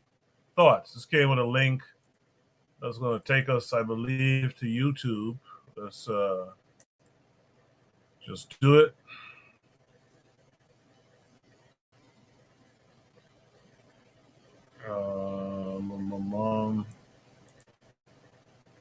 Bonjour à tous.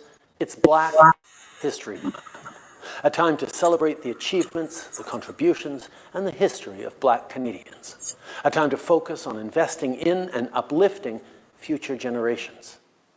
When we first endorsed the UN International Decade for People of African Descent back in 2018, we made a commitment to empower Black communities, not just with words, but with actions. Whether that be in business, in innovation, in arts and culture, in social justice, or in community building. And we knew that we had to listen to Black voices to make that happen. Thanks to the leadership of countless Black-led organizations, leaders, and advocates, we've come a long way. Together, we launched Canada's first ever Black Entrepreneurship Program, the Supporting Black Canadians Communities Initiative, and just recently developed the Black Justice Strategy. The impact of these initiatives has been felt deeply in communities across the country, and that impact is only going to get bigger. But there's always more work to do. This is a country that believes at its core that we are stronger for our diversity, not in spite of it. So we'll keep listening to Black leaders, amplifying Black voices, and building a better Canada, one where everyone has a fair shot. Happy Black History Month. Thank you all. Merci, mes chers amis.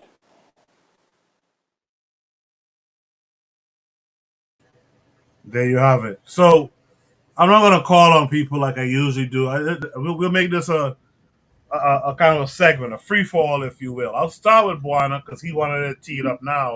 And then after that, anyone could jump in. Yes. So I want to talk about two things. I want to talk about leverage, and I want to talk about influence. Influence. And I was telling Brother Bakari earlier, there was the black.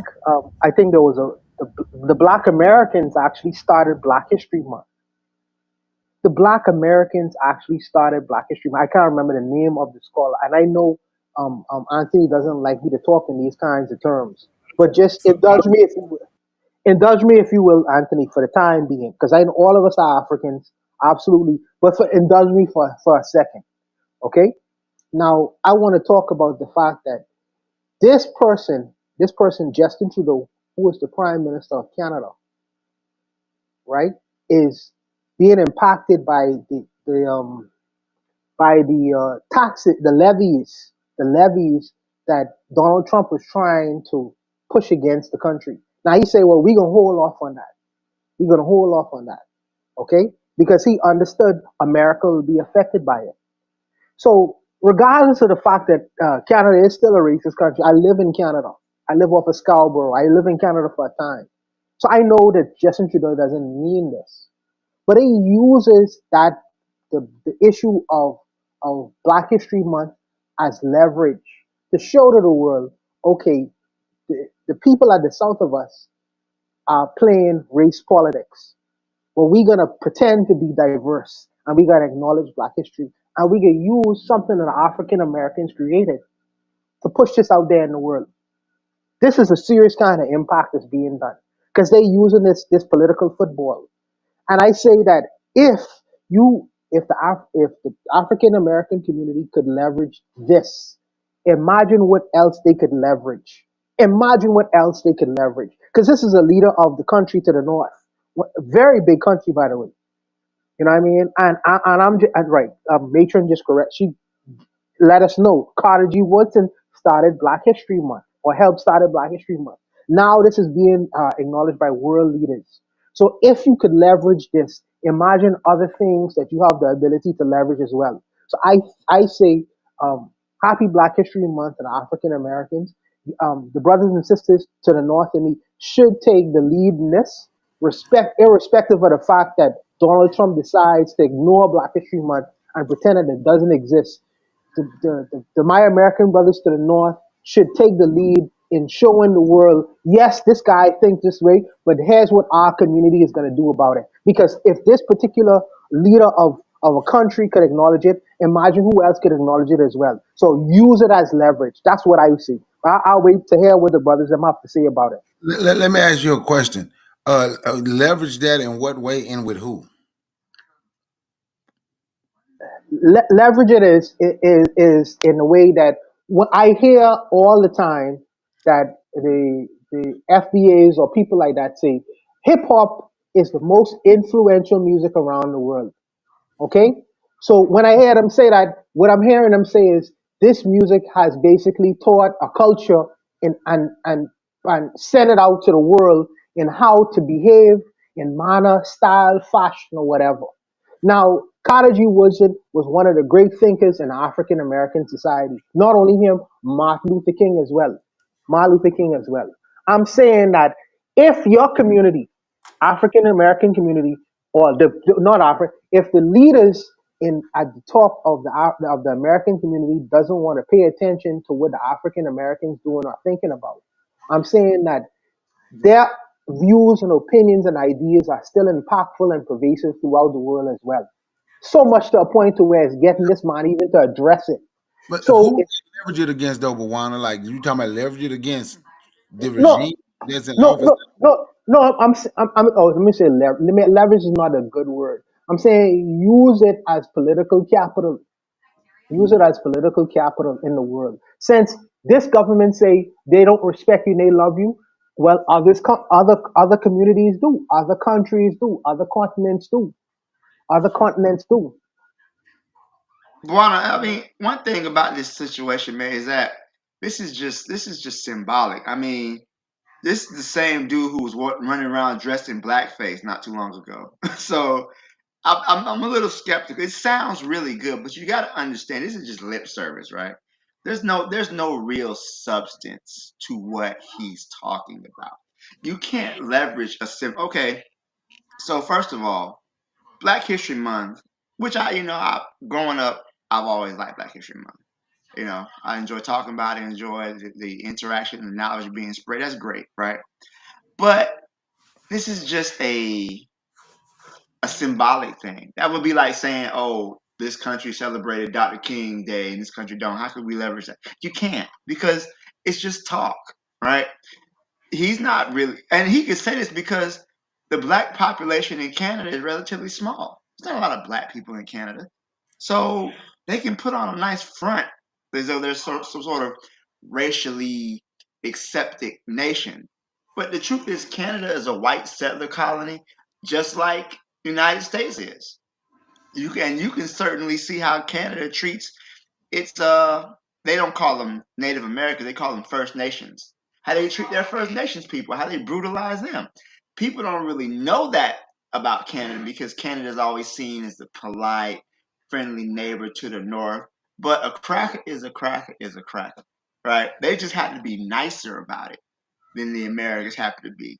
But believe Canada is no better when it comes to their racial history than the United States is. They just happen to be because their population is less. They don't have as many. minorities or many non-white people living there. They're able to put on a facade of them being progressive, right? And now they're on the end of Trump's trade war. Now they're getting a ally of theirs is now turning against them. They want to, put forth a good front. Look at what he's doing, and can we celebrate Black History? Whereas they're getting rid of things like having to do with diversity. We celebrate our Black citizens, knowing there's like not that many Black Canadians. Not to say there aren't any, because there are, but the number of Black Canadians compared to Black Americans is relatively minuscule. Okay, 1,300,000. There's more than there's more Black people in the entire state of Florida. There's more Black people in New York City than in the entire state of Canada, entire country of Canada, right? So I'm just not really feeling that whole leverage. What? That's the same thing. I was wondering, what are we going to leverage? Who are we? Who is African American going to talk to? Because we ain't in. I'm gonna be honest. We ain't in a position to leverage nothing, man. They got damn apartheid is Nazis over here in damn Charles. We ain't in a position to. Maybe the Black people in Canada can leverage that. Yeah, let's show them we better than them, and they might be able to get something from it. But African Americans, nah, I don't. That's me. I'm just saying that's me. I'm not. I don't think it can be leveraged. I don't think it can be leveraged into nothing. And I think we need to understand the type of people that we're up against. When they say, like, the guy dressed in blackface, they'll let you know what type of person. Well, I would say they'll let you know what the type of person he is, but shit, black folks are okay with a lot of black folks over here was okay with Donald Trump, so that don't show them shit. So I'm gonna be honest. It might be some black people think they can leverage that. They thought Donald Trump was good for them. So I really have no idea, but I don't see nowhere where you can leverage them. You can say they paid respects to Carter G. Woodson, who created Negro History Week in February, and Negro History Week turned into Black History Month. And since this is Black History, that's good. I'm glad you said that. Let's read. That's a good thing to give a shout out to Carter G. Woodson. I can't even think of the name of my book now, but one of his shit, I'm gonna look at it right now. What I really love, and I read it about 3 times. And Yeah. Oh, I'm sorry. no, I'm just saying Carter G. Woodson. I like Carter G. Woodson. Ain't one of his most popular.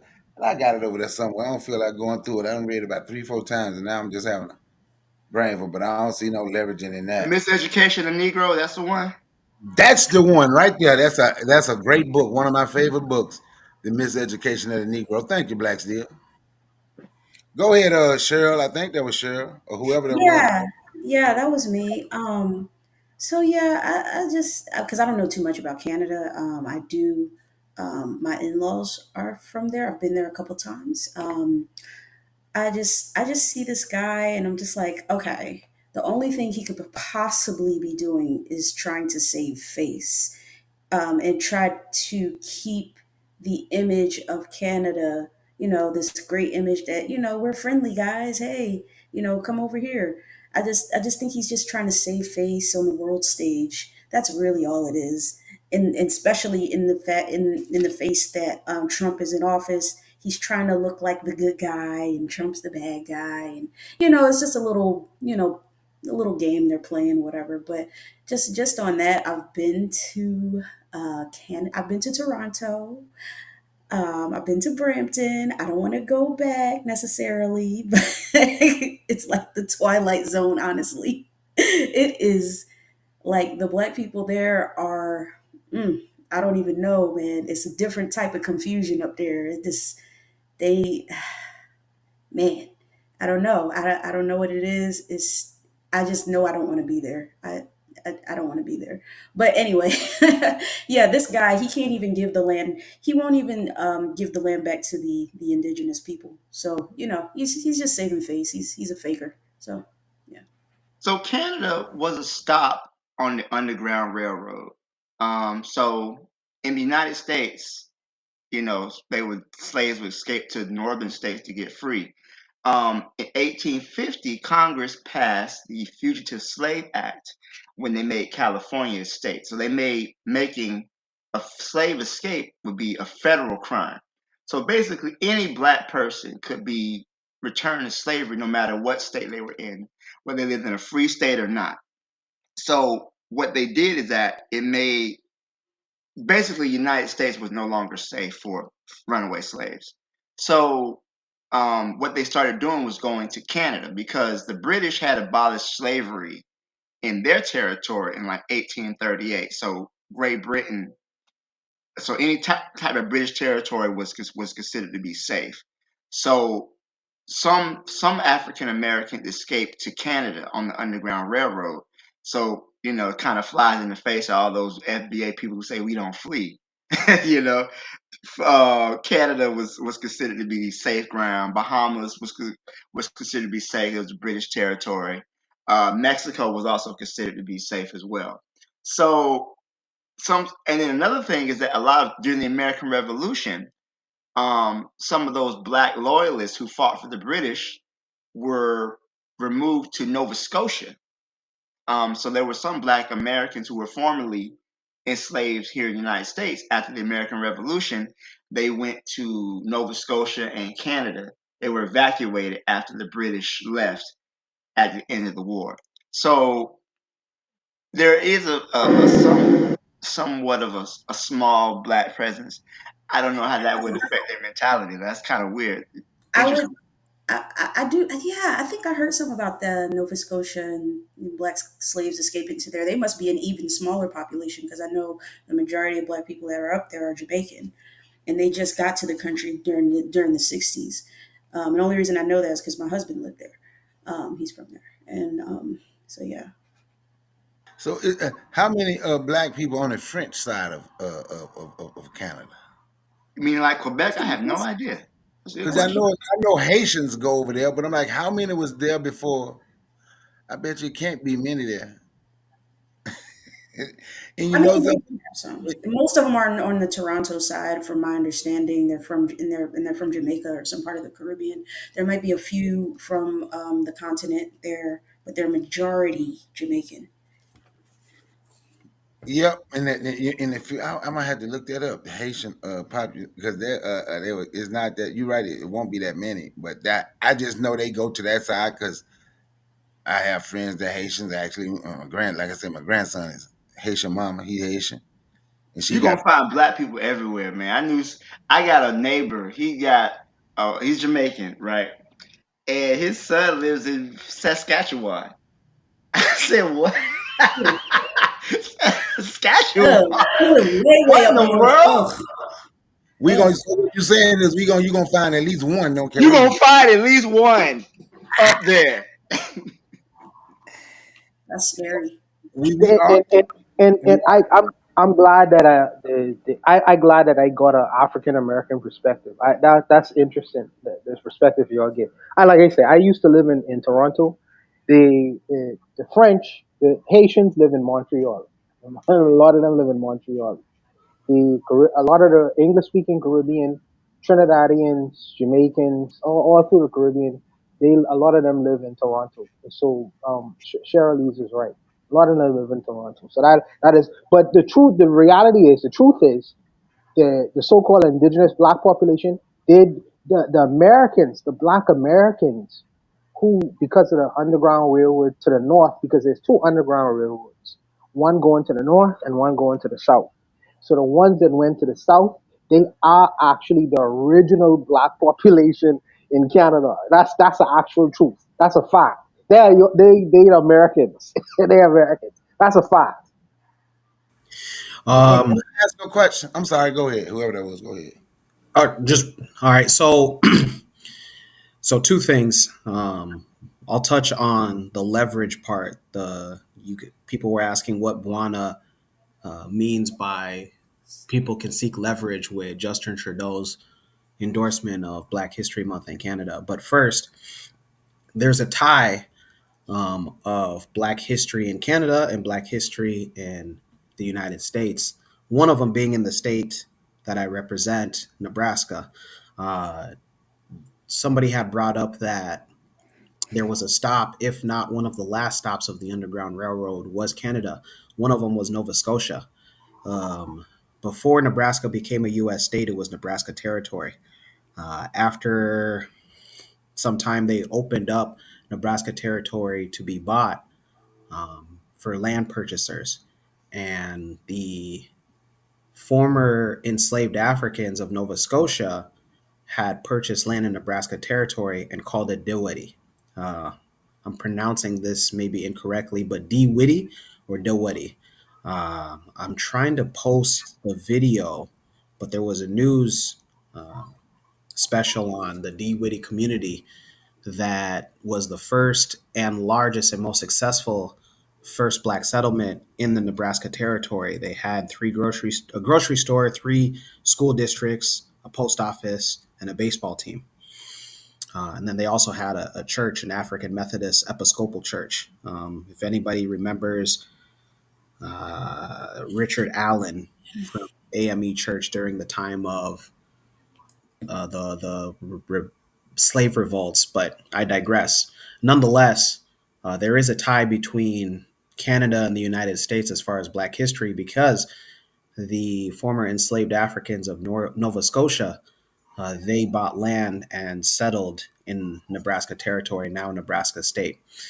The other thing about leverage, I know that from research and also being there, Toronto has a sizable Somali community, and Winnipeg, I think it's Edmonton province, has a sizable South Sudanese community. Justin Trudeau is on his way out. It was announced earlier this year that he would be resigning, if not September, October of this year.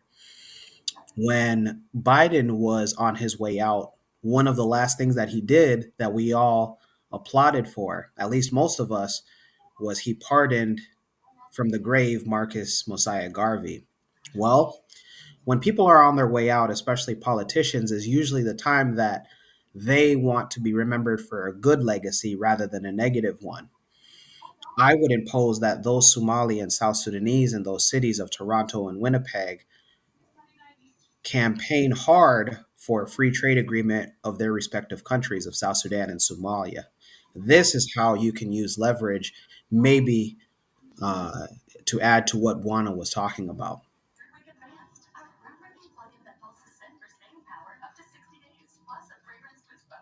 Okay, does anyone else want to add? Someone has to mute their mic.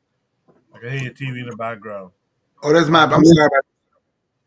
It's all good. Does anyone else want to add any last thoughts that maybe someone who didn't speak during this topic?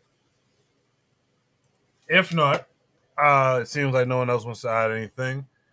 Let's do our shout outs for the week before we leave here tonight. I'd like to get everyone's shout outs, or if someone wants to mention something that was discussed earlier in the show, want to shout that out, you can do that as well.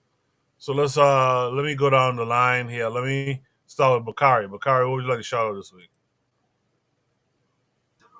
I'd like to shout out the Bitter Medicine Podcast, the people on the panel, and the chat, and Sister Raw. I'm shouting Raw out too because she mad with me. I'm not mad with her, but anyway. Look, man, this was a good. I didn't catch the whole thing. If I told you I did, I would be lying. But what I called it was a good. It was a good live. It was a good live, and y'all make sure y'all share his live and share it on your other social media. Share it on your other social media sites. And I want to give a shout out. Let me ask. I want to ask who on here from down south? It's Black Steel. Black Steel. Let me. Can I ask Black Steel one question right quick? Yeah, sure. Go ahead. Okay, Black Steel. Have you noticed in Florida when you see people on the farm, right? You notice that it's a lot of white people working on the farm. I'm noticing an increase in those numbers. Yes. Want me to tell you why? I'm giving a shout out to the black farmers in Mississippi who pulled a code on this. They sued and got their money and they back. Do you know, starting in 2017, with the lunatic in office now, was in office then, they started importing white South African farmers to come, starting in Mississippi, to come down south and farm, to teach them how to farm and grow certain things, to go back to South African farm. And now they're asking to bring them over here and get them refuge. So I'm gonna shout out to them black farmers for putting that code, having that come up in the administration that just left. Those black farmers and tried to they were stopping it, but now according to the black farmers, the white South Africans are coming back down south farming. So we need to stay on top of that because it's just more and more and more of them that don't like us that will be here while we are on social media arguing and fighting one another. And on that note, peace and one love. Well done, Bakari. Make sure you guys are tuned in, subscribed to Brother Bakari's show, BBN Network, if I'm not mistaken. Black Steel, what would you like to shout out this week? Couple things. First of all, my son's birthday. He turned 21 on Monday, so shout out to him. That's another thing. Something that happened today. Shout out to those brothers in Cincinnati who beat the brakes off those neo Nazis who was marching in Cincinnati. So, there was a couple. These white dudes had their Nazi flags and swastikas and wearing masks, and they ran up on some black folks who beat the brakes off them, stole their flags, set them on fire. I always like to see black resistance is always a good thing. Another thing is that rest in peace, Neely Fuller. He passed away this week. I know some people didn't always agree with his analysis, but he was a scholar, and I do believe that his heart was in the right place, even if we may have disagreed with his analysis. He is an ancestor now, so may he rest in peace, rest in power to him. Yeah, appreciate that, Black Steel. We did discuss Neely Fuller earlier before you arrived, so yeah, thanks for that. And shout out to your son, man. Happy birthday to him. I really do hope that he sees many more. I hope he sees many more in the future with black folks in power, man. So shout out to you. Shout out to your son. Cheryl, what would you like to shout out this week? Yeah, I just like to shout out bb2me.com. So I just finished an intermediate class on there. That was through Obadile Kamban. I did an intermediate class for Tree. Tree is a language in Ghana. So yeah, just shout out to that platform for allowing, just myself and other people to learn more about Africa and some of the languages there. Yeah, that's it. I always call it twee when it's tree. Chi, chi. Chi, sorry, chi. Cheryl, give me a sound bite in chi. Give me something Pan African in chi if you can. Okay. Um, Mechawo Majo Wohotesain, Koku Wohotesain. And what did that mean? That is, how are you? And so you would respond, Mehoye. I'm not even going to try to respond, but thank you. Trigger Happy, let us know how she did, how Cheryl did with that. But thank you very much, Cheryl, for sharing that with us. By the way, can you give us a little bit more, just a little bit more on the intermediate class? Like how much did it cost? Did it cost? How often did it meet, etc.? I have to ask my husband how much it cost. But they Obadale Kamban, he does classes on there. Sometimes he does them himself. Sometimes he'll have his students do it. But they also have Yoruba, if you guys are interested. That is from Nigeria. They meet twice a week. That would be on the weekends, so Saturday, Sunday. If you go to bb2me.com, you are going to have to make an account to get into that. But if you link up with him, they'll walk you through the whole process with that. Mhm. Nice. Trigger Happy 262 plus in the chat said no. He's from Ghana. He said not bad. So thumbs up to Cheryl. Jacadero, what would you like to shout out this week? Yeah, I'd like to shout out, of course, the Dinwiddie first settlement for Black peoples in Nebraska territory, and then Empower Omaha, the empowerment network in Omaha, Nebraska, reaching and connecting with peoples all over Cincinnati, Ohio. That's funny that somebody mentioned that because we have developers, investors, real estate agents, electricians, plumbers from there, Memphis, Tennessee, Dallas and Houston, Texas, Tulsa, Oklahoma, and then everything outside and in between. And then second shout out is to you, Koku. 185 episodes. So big shout out to Koku.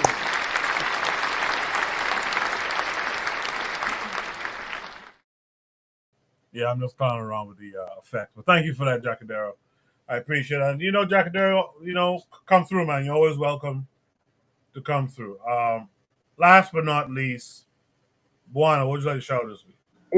I never knew the personality of people in the heartland. They used to call it the heartland, like people in Nebraska and places like that. It's good. It's refreshing to get the style and the rhythm of the brothers and sisters in that part of the world. You know, 'cause I usually deal with people from the East Coast, New Yorkers, and people from Florida. But to see the personality from people in that part of the world it's very interesting to see. Very interesting. Appreciate Yeah. it. Appreciate Yes, sir. Yes, sir. Yes, sir. But let me say this. First of all, shout out to Black Steel's son, who's turning 21. Black Steel's mentioned that the average black person salary is like around 40,000, and he's late in coming in because he was just taking his family to Disney World. So obviously he's not average because he has to take your family to Disney World. Disney World is not cheap. Let me just put it like that. So obviously he's doing his thing in South Florida. But shout out to his son. Hopefully he lives a very long time in a healthy, wealthy, wise way, and hopefully he is able to make his dad proud. Let me put it like that. Also, shout out to Brother Bakari's son. Brother Bakari forgot to mention this because we talked about this earlier. I think it's Kibwe. Kibwe is hosting a food program where he is feeding a lot of people in where he is right now at his college or university. Brother Bakari can speak to that. But shout out to him for doing that. Hopefully, he carries the tradition of his grandfather and Brother Bakari as well, and being a community man in servicing the needs of the people. So shout out to him. Lastly, let me say this, and this is important. Shout out to the brothers and sisters in America. I know Anthony McFall he might knock me for this one, but I gotta do it, Anthony. Shout out to the African American community for Black History Month because, like I say, just because the president doesn't find it important or find it important to make a mental note of it or public note of it, you all should take up the task of acknowledging the fact that Black History Month was birthed by African Americans, so we should respect and represent that to the fullest for the whole month of February. So I'll just leave it there. Good stuff, everyone. Trigger Happy wants to shout out Burkina for making electric cars. Anthony echoed the same sentiment. I appreciate it, Anthony. He said shout out to Koku. I appreciate it. Shout out to all of you. That's my shout out this week. Shout out to all of you. It was a slower show tonight. It was just a few of us here. But by the end, more of the regular suspects, so to speak, showed up. And we had a really good conversation at the end of the day. I'm going to try and... Lastly, Bakari, you got to make it right with Sister Raw. I don't know what your other shoes is, bro, but you got to make it right with the sister. Make it right with her. Whatever it is. You got to make it right. So, Bakari, you want to respond to that? Go ahead. I just want to say I got you. Much appreciated. Yeah, I'm gonna try start implementing some of the suggestions that were made late last year about things to add to the show to make it a nicer experience. So look for that before the end of Black History Month. In the meantime, man, like I said, shout out to all of you. Thanks for making the time a good one. And shout out to Anthony McPhail who lost connection, etc. But we'll be back next week. Anthony, I'm going to contact you. If I don't contact you, contact me by the middle of the week. Let's see if we can figure this issue out. In the meantime, you guys check out all the other shows on KWAZ Radio. And until next time, peace.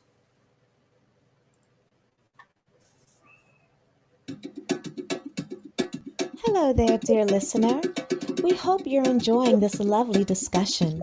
If you're not already aware, this show is part of a podcast network called KWAZ Radio, a Pan-African nationalist and Garveyite network committed to showcasing the rich and varied thoughts of African people.